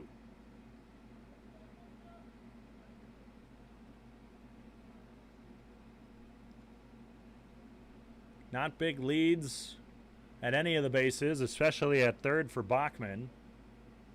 Here comes Stone. Foul ball high, but drifting out of play. And it's Keg Chicken foul ball. Order it, eat it, crave it, Keg Chicken. Thank you for sponsoring our foul balls this day and every day for the Sioux Falls Sunfish. Stone checking in again. Especially when he's in the stretch. I was talking about it when he's in the windup, but in the stretch, he likes to take long looks in. He steps off now and looks in again. He plays the mind games with his batter that he's facing. Slow and methodical with his work. Quick on the release. Here's the 0-2. Fastball, 88, just misses away. Good pitch trying to paint the corners, but the fastball just a bit low and outside. It's a 2-run ball game. The tying run is on second. Go-ahead run is on first for Spearfish. The 1-2. This one poked out of play down the right field line. Seems like the Sasquatch have been getting a bit more of a hold on the fastballs than they have the sliders. But again, you throw that slider just one too many times and someone's going to send it over the left field wall. We'll We'll see what Stone goes with here on the 1-2 count. Battling back on the slider. It gets Charles McAdoo. I was about to say he's been battling off some pitches, but takes the slider inside for a strikeout looking. That's K number 5 for Stone on the day. And with 2 outs now, it's Hayden Driggs. Driggs grounded into a double play his first time up, struck out swinging in the 4th to end the inning. And now in the top of the 6th with 2 away, he's got the bases loaded. Here's the first pitch. Lined up the middle. That's going to be a base hit. 1 run is going to score. Dutka charging in. The throw. Here comes the runner. It's going to be cut off at the mound. It's a tie ball game. First pitch swinging by Hayden Driggs. Sends in 2, and it's now a 3-3 ball game at Karis Park. Seth Surratt heads all the way over to third, and there's now runners at the corners with 2 outs. That's hit number 6 for the Sasquatch. The Sunfish have scored the same amount of runs off just 1 hit. It's the walk that's been helping them. And now Hayden Driggs over at first. With Seth Surratt at third, a slider is caught behind the back of Jacob Sanchez, who's 0 for 1 with a walk.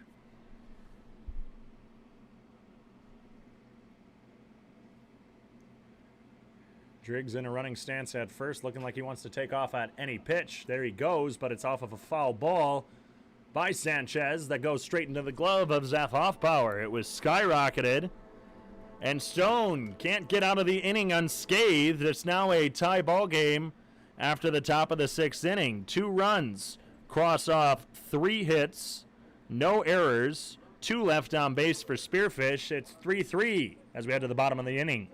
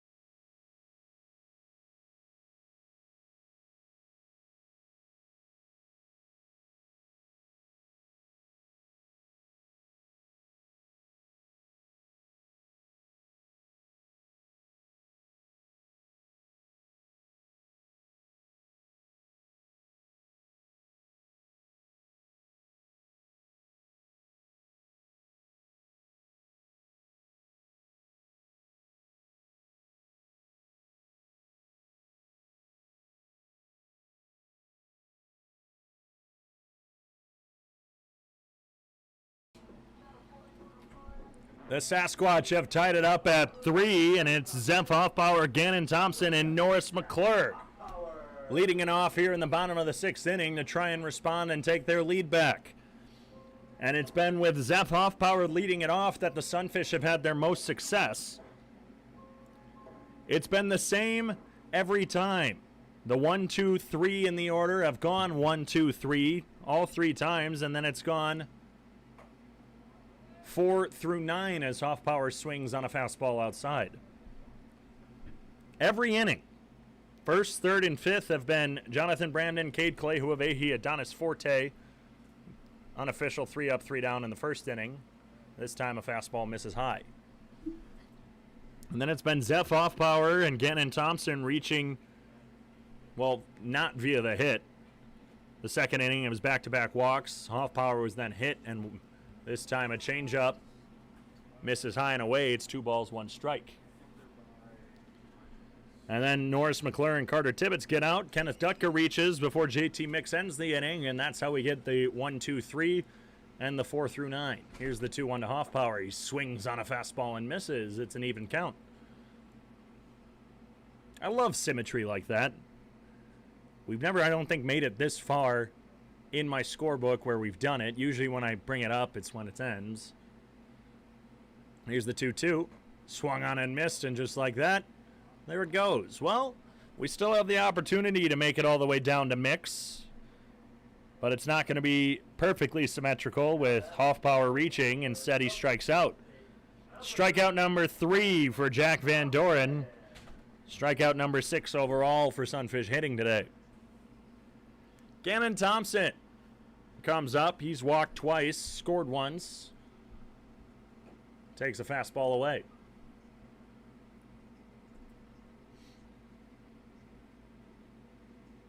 One out here in the bottom of the 6th inning. The Sunfish took the lead with 2 runs in the 2nd. The Sasquatch creeped back with one of theirs in the 4th as a pitch misses low and away. Sioux Falls would respond in the bottom half of the 4th inning with a run. And it wasn't until the top of the 6th inning that the Sasquatch would strike again, tying the game. Here's the 2-0. Van Doren brushes back Thompson on a fastball in. He ducks out of the way. It's 3 balls, no strikes. And Thompson on the verge of walking for his 3rd straight plate appearance. Hey, any way you can to get on board. The Sunfish don't necessarily utilize the hit as much as they do the walk. Here's a fastball right down the middle taken by Thompson. In fact, coming into today's game, the Sunfish had 25 more walks than that of the team in 2nd place. And, well, there's Thompson's 3rd walk of the day.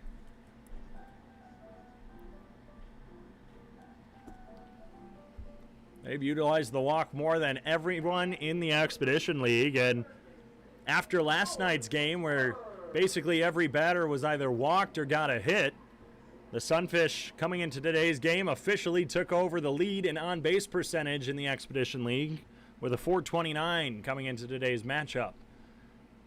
And they've done pretty well keeping it consistent as Mixlr bunts one over the back netting.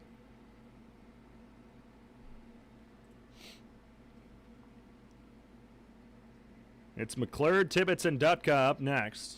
Mixlr 0 for 2 on the day with a flyout, which advanced Hoffbauer to 3rd and in the end allowed him to score. But his ground out just advanced the 2 runners. Thompson almost picked off at first. I don't think he was paying attention. Nice pickoff move there by the lefty Van Doren. Even as the throw was coming, Thompson had a bit of a late reaction. He got a smile on his face, probably getting a little bit of chirping from his teammates in the dugout. It's a lefty-lefty matchup with Van Doren and Mixlr. Here's the 0-1. Just a bit ahead of it was Mixlr, off the end of the bat into the back netting on the breaking ball. Another foul ball presented by Keg Chicken. Order it, eat it, crave it. Keg Chicken. The more I say it, the hungrier I get. Good thing I got a little bit of a snack next to me from in between innings. It's not Keg Chicken, unfortunately, but it'll do. Van Doren checks that first before delivering to Mixlr, who fouls that over the press box. Norris ended his hitting streak last night, still has reached in every game. And again, I was talking about earlier how in his last couple games where he was continuing the hitting streak, it wasn't until the last at-bat. And, well, last night he just couldn't get it done. He did walk twice, has yet to reach today. Pitch misses away. It's now 1 ball, 2 strikes to Mixlr. Catch tomorrow's episode of The Fish Tank with myself and Walker Bullington. Our special guests, Zeph Hoffbauer and Jonathan Brandon. The 1-2. Defensive swing by Mixlr on the breaking ball low. It fouls into the back left netting. Walker Bullington and myself host The Fish Tank every Wednesday. And who knows, we might have some surprises in there for you. Might get a couple extra bonus episodes in the coming weeks. We'll see. Go back on Spotify, Apple Podcasts, and Google Podcasts to find our first 3 episodes. Mixlr lines one down the left field line. It just went foul. Had a nice swing, went opposite field on the fastball. And he's been battling this at-bat. 5 pitches thus far. And it's just a 1-2 count. 6 pitches, excuse me, on that foul ball. 3 foul balls for Mixlr. 1 ball, 2 strikes. Van Doren checks at first before delivering. A pitch inside, grounded to the first baseman. He spins, fires to second. The relay can't be made to third, so Sanchez over to Hardy to get Thompson at first. And Mixlr reaches on the fielder's choice. With 2 away in the bottom of the 6th inning, Carter Tibbetts steps up with a runner on first. Tibbetts has struck out twice today.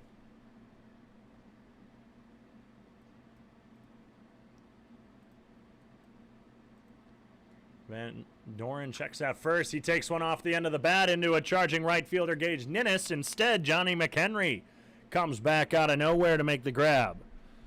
No runs cross for the Sioux Falls Sunfish off no hits, no errors. 1 left on base after 6 full.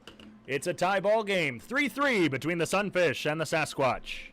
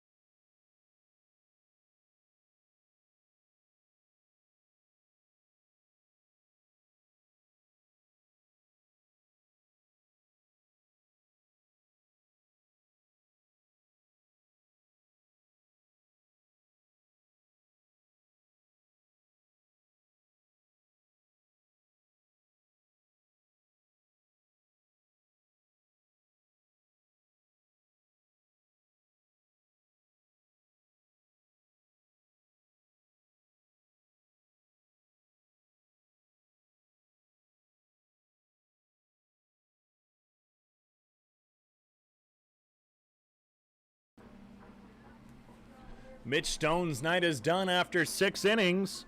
He records his 2nd lowest amount of strikeouts on the season, his lowest coming back on opening day against the Moo with just 3. He ends tonight with 5 strikeouts through 6 innings pitched. He allowed 6 hits and 3 runs, walking only 2. And it's now Austin Oblas relieving him in the top of the 7th inning. His first batter faced is Gage Ninnis, who flew out to Jonathan Brandon and grounded into a fielder's choice. He reached on that one before being doubled up in the 5th inning. So Austin Oblas, another Texas pitcher from the University of Texas, Rio Grande Valley, calls his home Gunter, Texas. Throws a slider away. It's 2 balls, no strikes to Ninnis. Oblas on the season, 2-0. Got his 2 wins against the Pier Trappers on the 10th and 15th, both in relief. Here's the 2-0 count. A fastball just misses off the lower outside corner. It's a 3-0 count now to Ninnis. 2.7 ERA, 2nd lowest on the team for Sunfish pitching. The 3-0 is drilled high and deep to left field. That's hooking, far foul. He got a piece of the 84-mile-an-hour fastball, did Ninnis. Pulled it just a bit too much as on the 2-2. Oblas had left it over the plate. Here's the 2-2, and, well, he says he went. Wow. Well, strikeout swinging for Oblas. That looked like the bat barely left his shoulder, if I'm being completely honest. And again, it is a Sasquatch hitter, so that's beneficial for the Sunfish, but whoo, not sure about that one. Strikeout number 1 for Oblas. Strikeout number 6 on the day for Sunfish pitching. Oblas throws a fastball to a bunting Ibach. He looked like he was showing it, quickly pulled it back, but the fastball hit the zone no matter what. Oblas quick on his delivery. He's already ready to go. 15th strikeout of the season for Austin. Throws a breaking ball that misses low and away. 10 innings pitched, 10 1/3 with 15 strikeouts, 10 walks, only allowing 6 hits. Ones across the board. Here's the 1-1. This one drilled high to the shallow infield. Coming in is off power in foul territory. Moving to his right, makes the catch for out number 2. 2 up, 2 down for Oblas in this 7th inning of work. For the Sunfish, it's still a tie ball game. And the beer batter, who has yet to be struck out, Theo Hardy, steps up. He is 0 for 2, but has put the ball into play both times. And if he strikes out right now, it's $1 off beer for the rest of the inning here at Karis Park.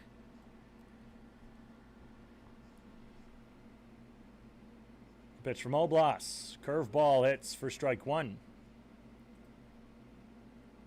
3 runs off 6 hits, 1 error for the Spearfish Sasquatch. 3 runs off 1 hit for the Sunfish. A breaking ball swung on and missed by Hardy. He's down 0-2.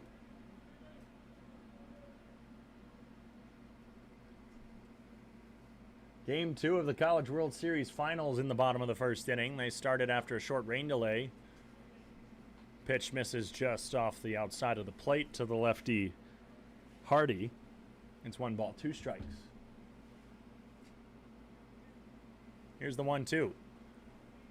Slider misses high. Norris McClure thought that was strike number 3 looking to Hardy. He was trotting in. Instead, it's now 2s across the board. We got Deuces Wild.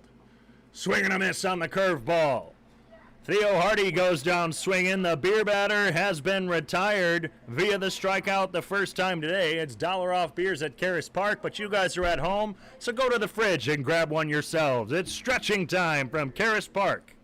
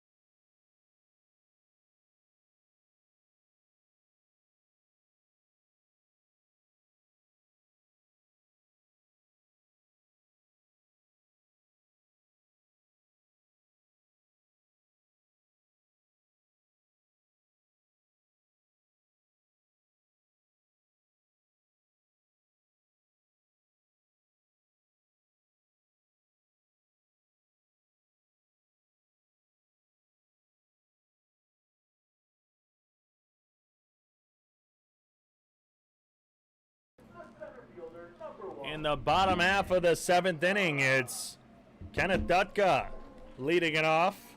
This is his first time today. He's leading off an inning. The 6th inning was the last time, or the first time that it wasn't the 4-hitter through the 9-hitter in a game as a slider hits to Kenneth Dutka. The 0-1. Another breaking ball on the outside corner. Dutka's down 0-2. He's reached both times today. A single that stretched into an unofficial double on the E8. And then a walk his last time up. Time was called but not granted as he swings on a breaking ball.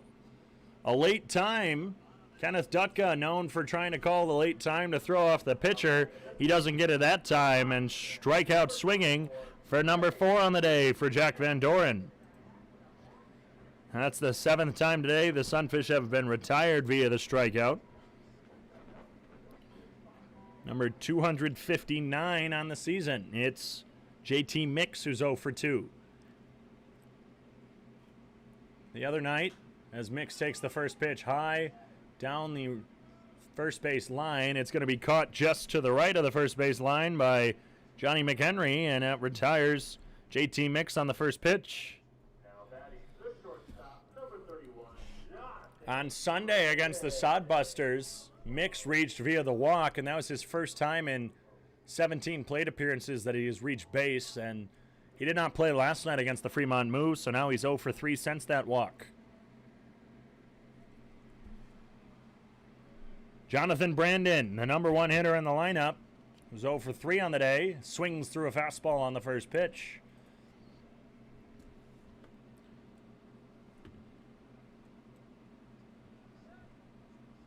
Jack Van Doren wheeling and dealing since coming in and relieving starter Riley Moran. The 0-1 hits Jonathan Brandon. He takes his base with 2 outs on the hit by pitch. That's his first time reaching today, and he does it the hard way. And I feel like I have cursed Jonathan Brandon, because since he got hit his first time, which was back against Wheat City, not this past weekend, the weekend before, that was his first time getting hit, and since then he's been hit, well, quite a few times. We're up to Cade Kalehu of Ahee, who's 0 for 3 on the day as well. He takes a fastball across the plate for a strike. In fact, that's the 4th time this season, in just a matter of about a week and a half, that Jonathan Brandon has been hit. He's now tied for 3rd on the team with Adonis Forte and Mitch Stroh. Pickoff attempt at first, low, and was dug out of the dirt by Jacob Sanchez to his left. He was nowhere near the base.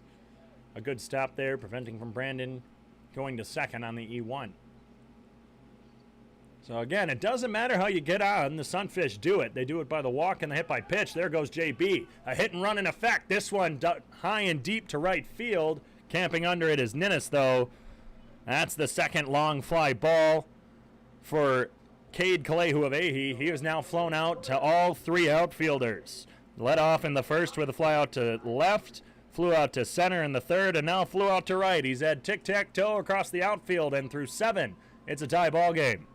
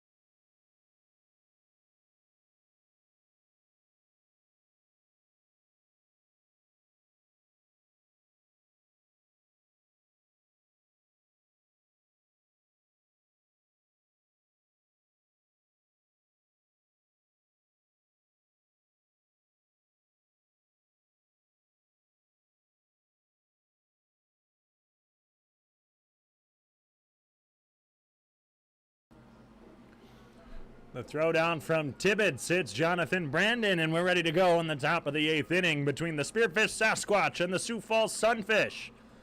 It's a tie ball game, and we're starting out with the top of the order here in the 8th inning. Ryan Bachman, Johnny McHenry, and Seth Surratt due up for Spearfish. And it's time to take a quick trip around the Expedition League. Let's see how everyone else is doing. A slow roller up the middle. Brandon to his right. Fires over to first. The stretch got him.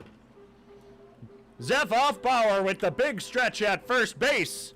Gets the Ryan Bachman, the leadoff man, out on the hard throw by Jonathan Brandon.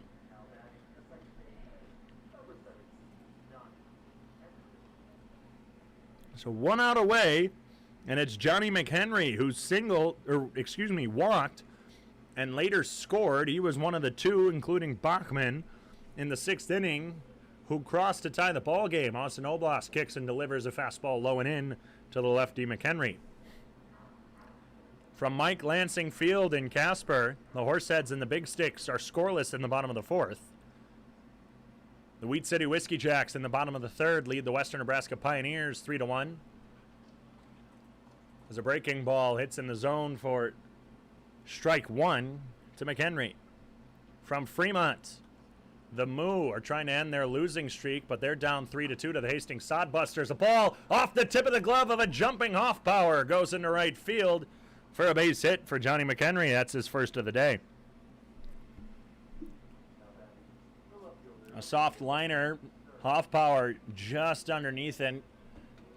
Couldn't hop up enough and went off the tip of his glove. He almost had it. A wise person once said, almost counts in horseshoes and hand grenades. It's a 1-out single for McHenry. It brings up Seth Surratt, who's singled twice. He takes a fastball in for ball 1. In the bottom of the 2nd, from Three Legends Field, the Mining City Tommyknockers and the Canyon County Spuds are scoreless. And from Minot, Corbett Field, the Sewers Valley Saberdogs lead the Pier Trappers in the bottom of the 5th inning, 3-2. 1 ball, no strike. Fouled off the end of the bat. Out of play off the football complex to our left. It's an even 1-1 count. Mississippi State Bulldogs. I guess I missed when they crossed, but in the bottom of the 1st inning, they took the lead 1-0 in the top of the 2nd with 1 away. It's 1-0 Bulldogs. They lost last night to Vanderbilt.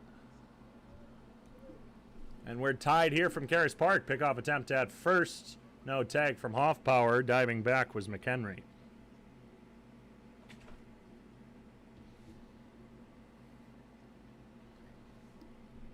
The Sunfish and the Moo weren't the only high-scoring game. Well, they were the high-scoring game last night. And the Moo, well, they've had back-to-back high-scoring games as a foul to the back netting off the bat of Surratt makes it a 1-2 count. There were only 2 games yesterday. It was supposed to be an off day, and I'd assume it was supposed to be an off day for Spearfish as well. But for Sioux Falls and Fremont, it was a scheduled off day. But the rainout from the opening series forced the teams to play the makeup yesterday. Here's the 1-2. Slipped out of the hand on the breaking ball from Oblast. It's an even 2-2 count.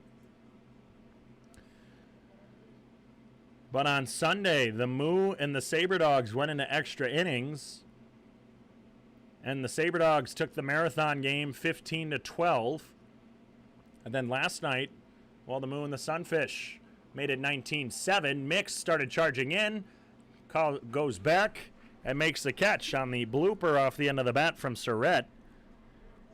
He's now 2 for 4 on the day. And with 2 outs, it's Charles McAdoo, who singled in the 2nd before being retired on the double play.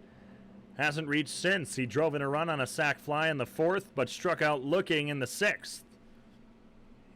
With a runner on first, the go-ahead runner on first, McAdoo steps up with 2 outs. Takes the first pitch high. It's 1 ball, no strikes.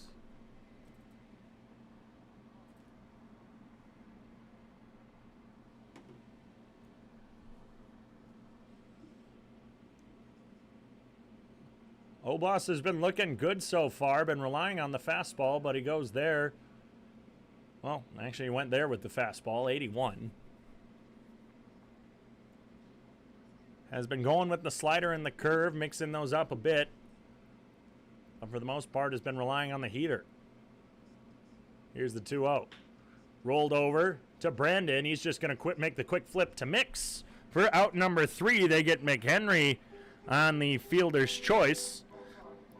No run score off 1 hit, no errors, no one left on base. It's still a tie ball game as we head to the bottom half of the 8th inning from Karras Park.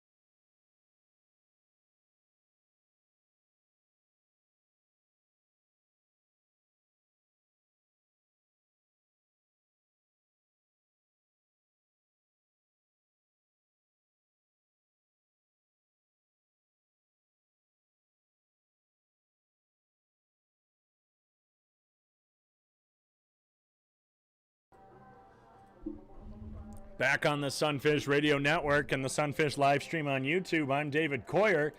It's a 3-3 ball game in the bottom of the 8th inning, and we have due up Adonis Forte, Zeph Hoffpower, and Gannon Thompson. Forte. Well, he was been on a hot streak. His bat was hot the last 2 games, and well, in the last 7 games, it was even hotter. He shows bunt down the third base line, but it just goes foul. Couldn't push it down the third base line straight. It just went a little bit to the left. But again, in 6 of his last 7 games, he's had an extra base hit. The lone game he hasn't, well, he didn't get a hit that game.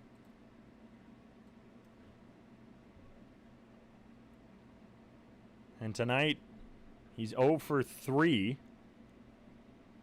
0 for 2, excuse me. He walked and was caught stealing, so he does reach. Foul ball to the back netting. It's no balls, 2 strikes. We have a bat boy tonight. I've been told it's Zeph Hoffpower's younger brother. He's been doing a good job thus far. Runs by his brother in the on-deck circle. Here's the 0-2 to Adonis. Inside, breaking ball just misses. It was a little bit low, too. It's 1 ball, 2 strikes.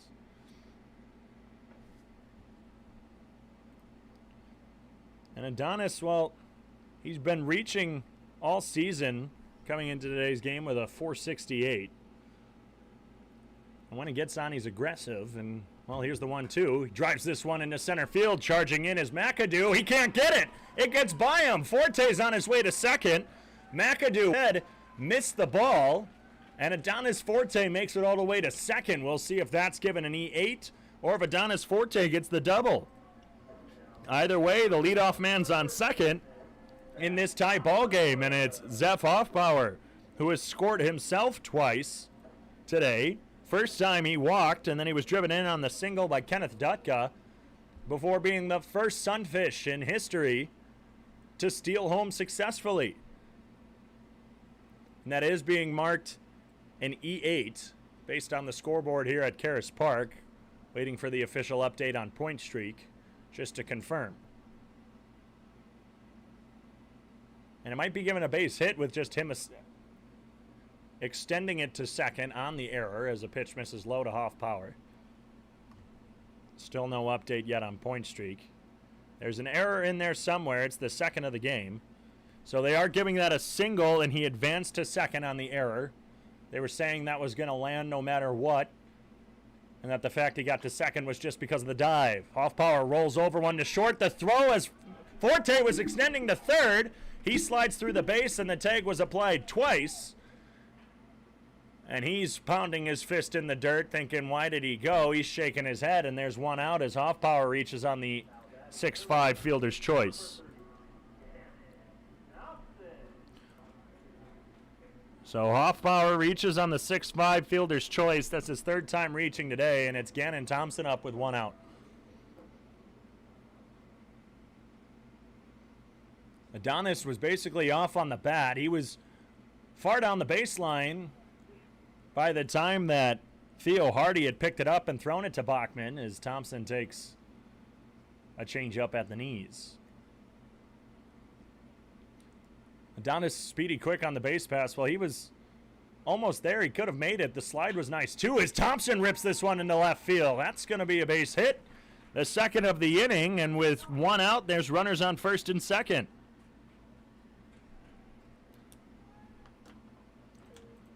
One away. And those are just hits 2 and 3 of the game for Sioux Falls. Every batter that they have, or every base runner they have had this game has really just come from the walk or a hit by pitch. A couple have reached on the fielder's choice, including Hoffpower at second. 3 runs off 3 hits for Sioux Falls, and it's Norris McClure who reached on his own fielder's choice the last time up.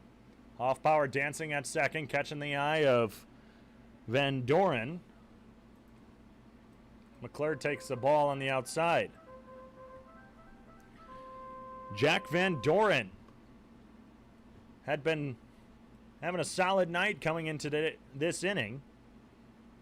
He's pitched 3 innings after coming in to relieve Riley Moran.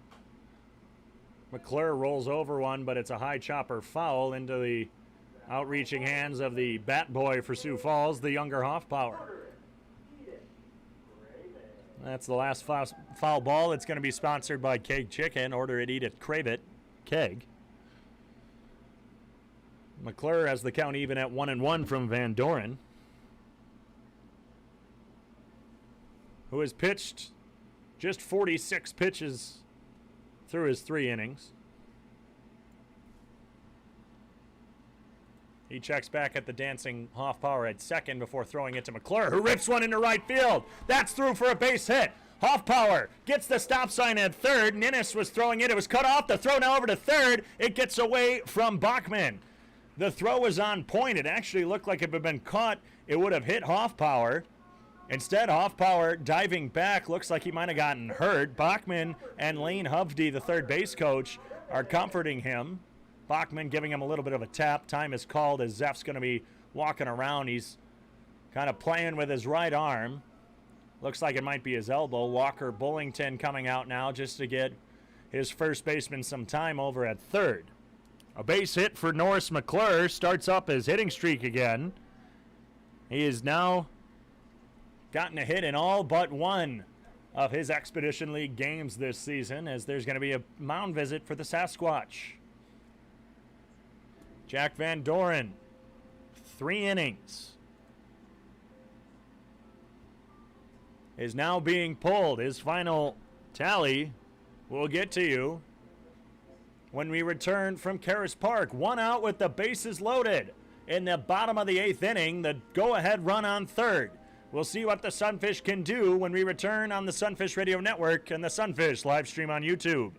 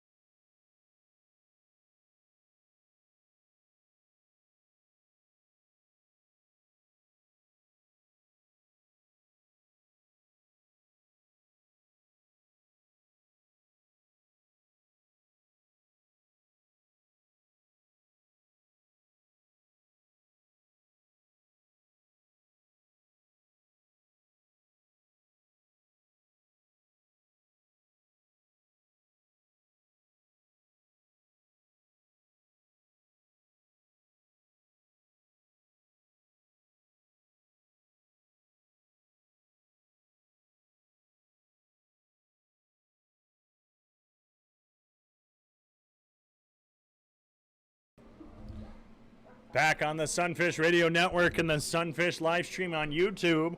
Jack Van Doren's day is done after 3 innings of relief, allowing no runs off just 3 hits. He allowed a walk and a hit by pitch, striking out 4. And while the Sasquatch got the lead, or tied up the ball game, easy for me to say, tied up the ball game while Van Doren was on the mound, and he kept the Sunfish scoreless in the 5th, 6th, and 7th, but now with just 1 out, it's the bases loaded for Carter Tibbetts, and it's Zachary Kreith from Las Vegas, Nevada, the 6'1" righty out of the Colorado School of Mines. He has a 2.04 ERA. He gets Carter Tibbetts to swing on the breaking ball. It's a 3-3 ball game in the bottom of the 8th. The Sunfish's go-ahead run just 90 feet away in Zeph Hoffpower after the single by Norris McClure kept the bases loaded. Adonis Forte led off the inning with a single but was retired on the 6-5 putout. A slow chopper up the middle. Stopped by Hardy. McHenry over to first. Tibbetts is in time. The fielder's choice will score Hoffpower, and the Sunfish have taken the lead. Hoffpower scores from third. Thompson over to third. McClure is retired on the 6-4 fielder's choice. Carter Tibbetts is able to run that one out and keep the inning alive for the Sunfish. And on the 6-4 fielder's choice, the Sunfish take the 4-3 lead for Kenneth Dutka with 2 away in the bottom of the 8th inning.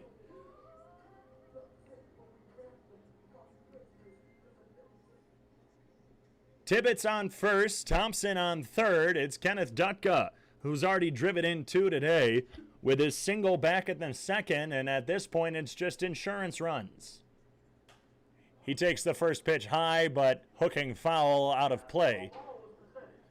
There's benches lined up against the football complex to our left, and as that ball came down, it smacked right on top of it.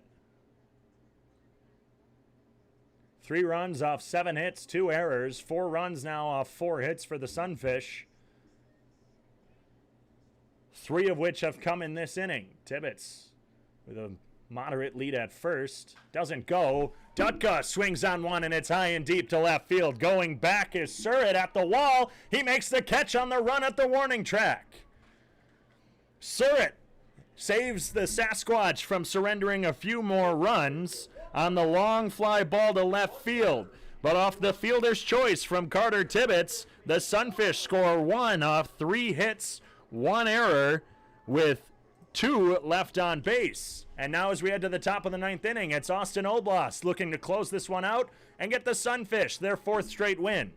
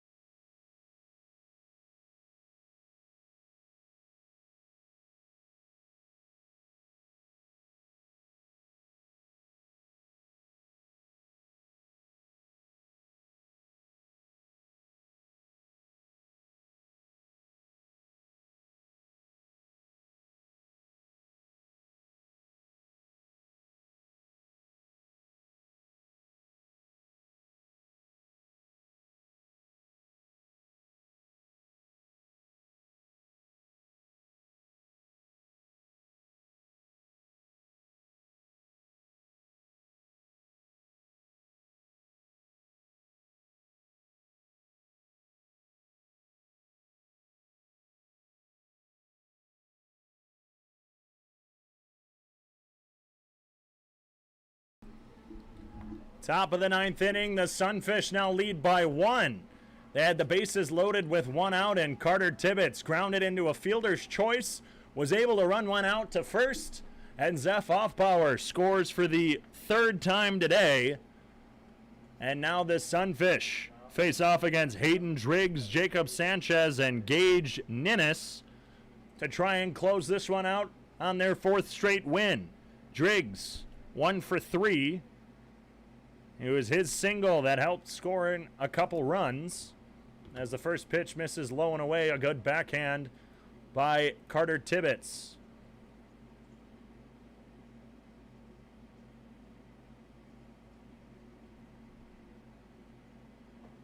Or correction, we're at Hayden Driggs. I don't know why I said Ninnis. We're talking about Hayden Driggs.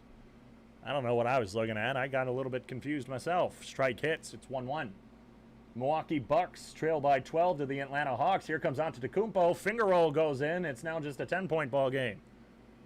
Slider misses low and away. Bounces away from Tibbetts. It's 2-1.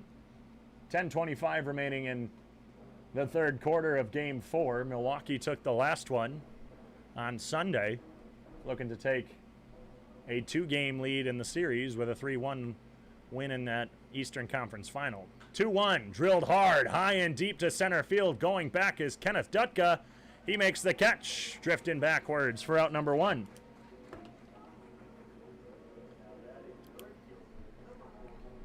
Austin Oblas came in to relieve Mitch Stone, and now through 2 1/3, he's allowed just 1 hit off 2 strikeouts. Stone had another strong outing through 6, allowed just the 3 runs off 6 hits.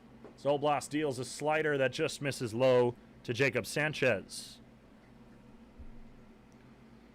Stone with his second lowest strikeout count of the season. This one inside, pulled down the left field line. That's a base hit. It rolls far down the left field line. Rounding first is Sanchez. He's now coming back. The throw gets over Mix. It's into right field. Mix picks it up. He can't grab it. And a single. And I'm going to say that might be an E4 off the misplay by JT Mix, or even, actually, that might be an E7 on the throw from Adonis Forte. Again, we'll wait for the official scoring. They are marking that an error. The tying run now on second on the hard hit line drive down the left field line. And it's now Gage Ninnis, who struck out his last time up. He takes this one over the head of Jonathan Brandon into left center field. Rounding third is Sanchez. The throw in from Dutka to Tibbetts. He swipes to make the tag. He's safe. He missed. Tibbetts on the backhanded swipe. He says he got him. Up here, it didn't look like he got a piece of him. And on the double into left center field, it's a tie ball game in the top of the 9th. So a costly error by Adonis Forte on the throw into second to allow Sanchez with the 1-out single to reach. And now on the first pitch to Gage Ninnis, he doubles to tie the ball game. And we're going to have a pinch hitter.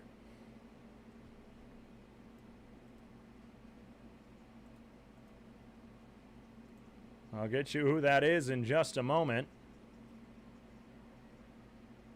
It's going to be Ben Parker for Chandler Eibach.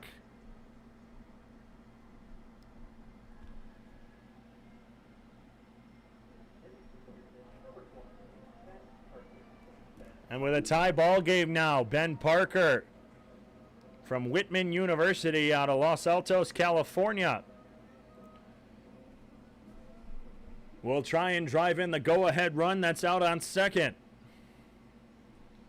Parker batting .388 this season with 30 RBIs. He swings at the first pitch but fouls it into the back netting. Parker last night went 2 for 5 with a double. Scored himself, also scored someone else, and had a strikeout and a stolen base. And Chandler Eibach, who is 0 for 3 today, this is a good pinch hit for the Sasquatch. Here's the 0-1. Slider misses low and away, and it's stopped by Tibbetts, who was sliding over. 4 runs now off 9 hits, 2 errors for the Spearfish Sasquatch. 4 runs off 4 hits, 1 error for the Sioux Falls Sunfish. And it's the lack of the hit that has really been killing it for the Sunfish. Last night they were absolutely destroying the ball against the Fremont Moo. Here's the 1-1, curveball in the dirt.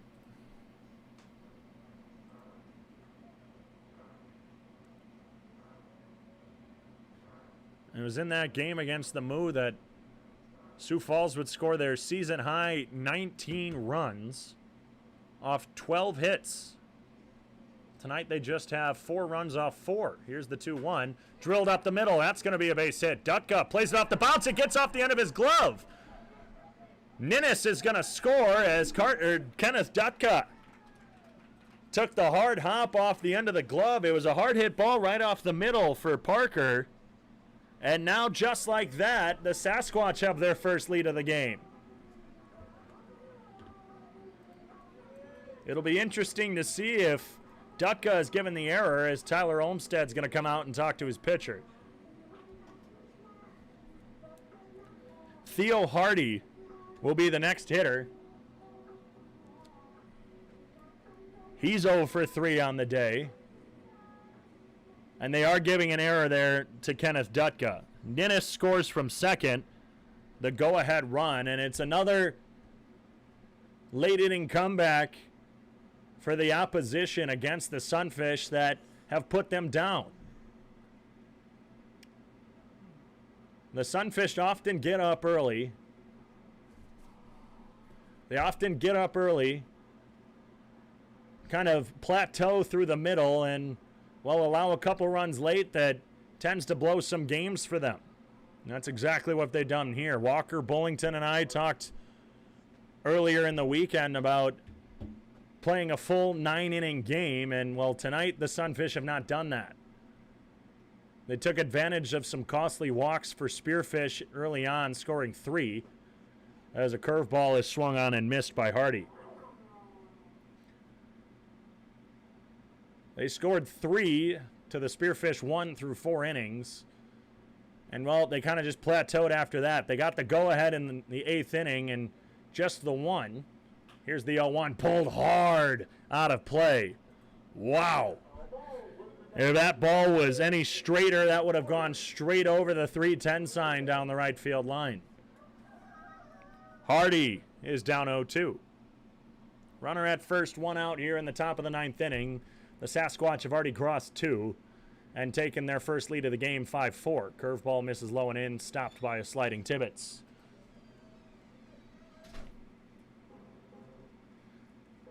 And the Sunfish defense, which has been stellar all game and hasn't really been struggling the past few nights, only allowing an error here or there. Well, Saturday they allowed 3.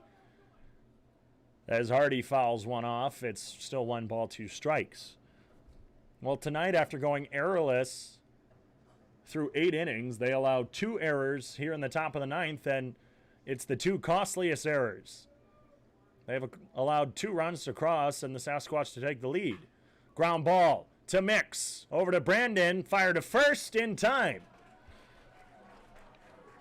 Another double play, the third. This time on a 4-6-3. But the Sasquatch crossed 2 off 2 hits, 1 error, or 2 errors, and no one left on base. It's a 5-4 ball game. The Sasquatch lead late. Can the Sunfish come back and walk it off here in the 9th inning, or even send it to extras? We'll see after this.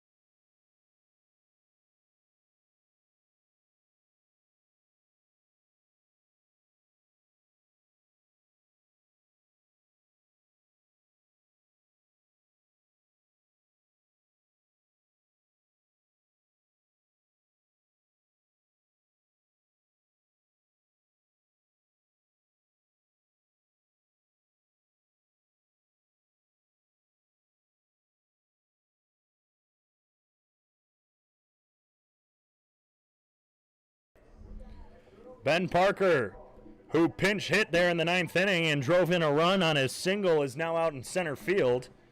Charles McAdoo is at first, and Jacob Sanchez moves to catcher. And Chandler Eibach is officially out of the game. The Sasquatch lead 5-4 after scoring 2 runs. JT Mix takes a fastball in from Zachary Creeth.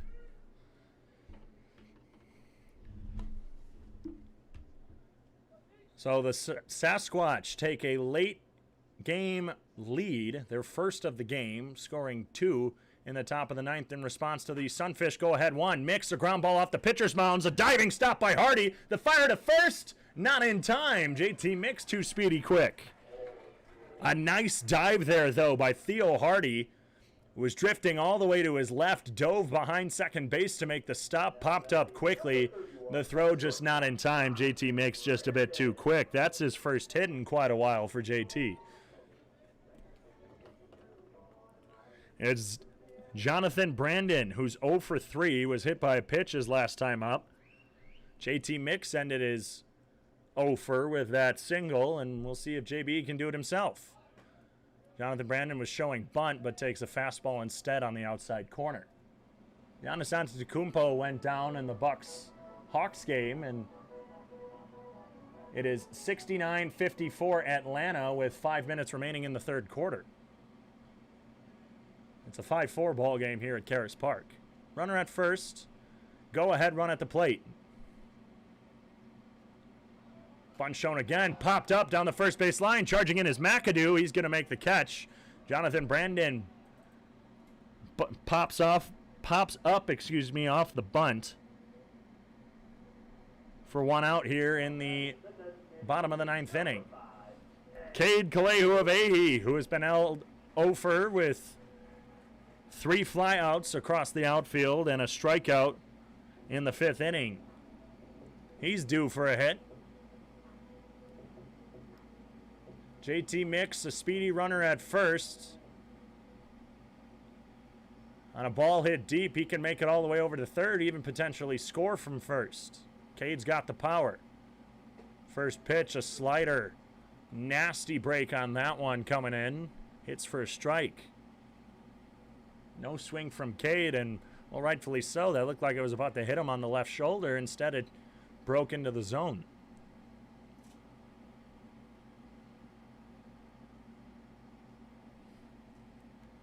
Here's the 0-1 from Creeth. Popped up over the back netting for strike 2.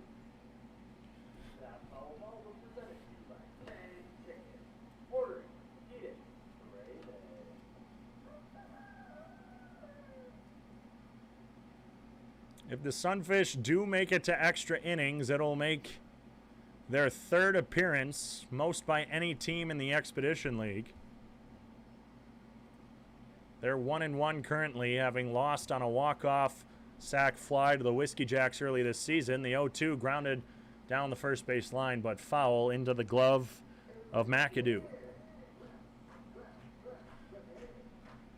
And it was just a few Sundays ago that Norris McClure, in his first game as a Sunfish, would draw the walk-off walk and a come-from-behind victory against the Souris Valley Saberdogs to take that series. That's the only walk-off for the Sunfish this season. It came in extra innings. Right now they have the go-ahead run at the plate in Cade Kalehu of Ahi. The 0-2 late swing fouled out of play. 1 out. Tying run at first in JT Mix. It's Adonis Forte due up after Kalehu of Ahi. Forte had the single, reached on the error on second before taking off on the ground ball by Hoffpower. There goes Mix. Kalehu of Ahi pokes this one out of play. Jacob Sanchez was bouncing up and down. He was ready for that one, trying to throw out JT Mix to make it 2 outs here in the bottom of the 9th.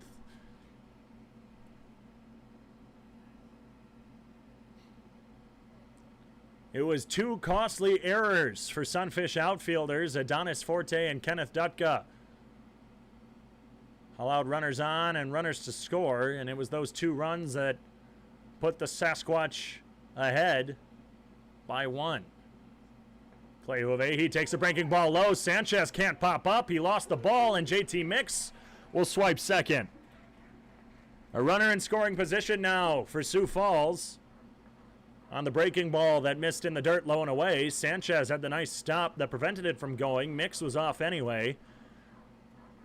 And it was so low that Sanchez was popping up, but he couldn't bring the ball with him. It's 1 ball, 2 strikes to Cade Kalehuawehi.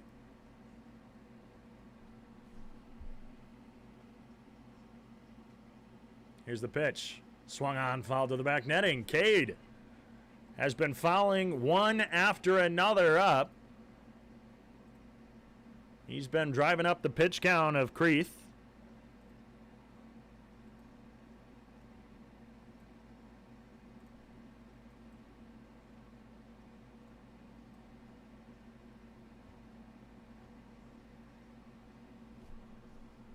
Creeth now up to 15 pitches in just 1 inning of work. He came in to get the last 2 for Van Doren.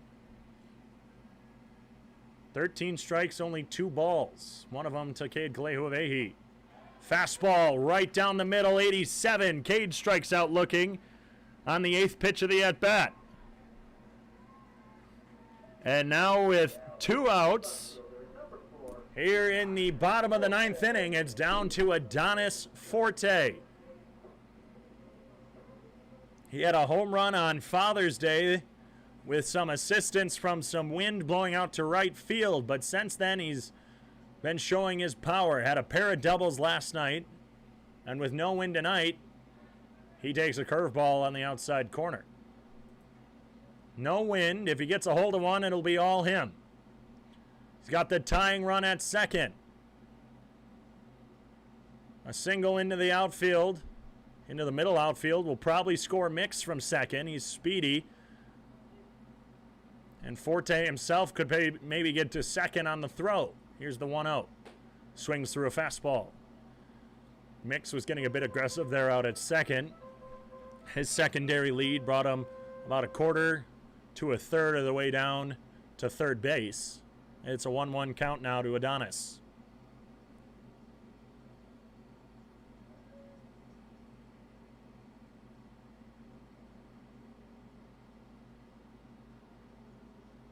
Here's the pitch. Fastball outside corner taken by Adonis. It's 1 ball, 2 strikes.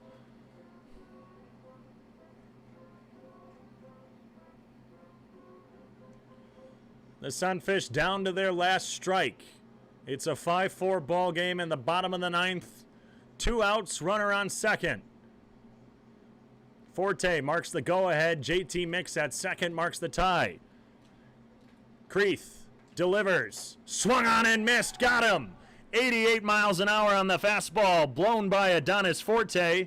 The final pitch, 9:09 p.m. here in Sioux Falls. And the Sunfish lose their first after winning 3 straight.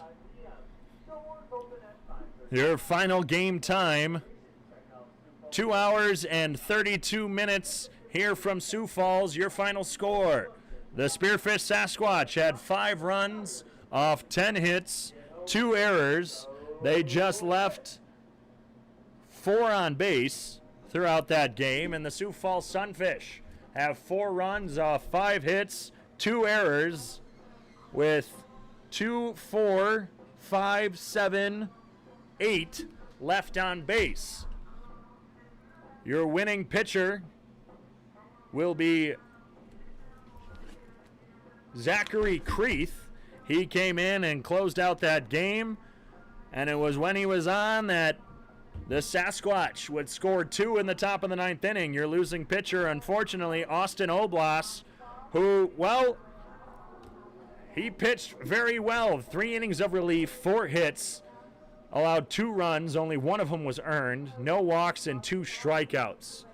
It was the 2 errors in the 9th inning by Adonis Forte and Kenneth Dutka that allowed 2 to cross.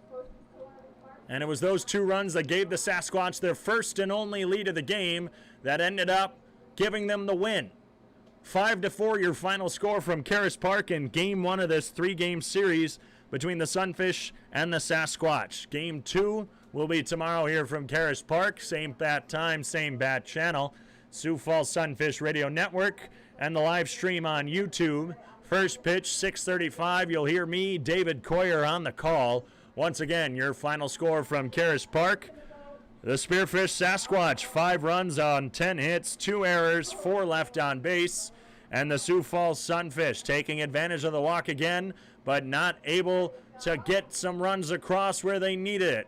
4 runs off 5 hits, 2 errors, 8 left on base for Sioux Falls in this 2-hour and 32-minute game from Karras Park. Once again, the Sunfish will return for Game 2 against the Sasquatch tomorrow from Karis Park, 6:35 first pitch. For everyone with the Sioux Falls Sunfish organization, I'm David Coyer. Have a good night, everybody.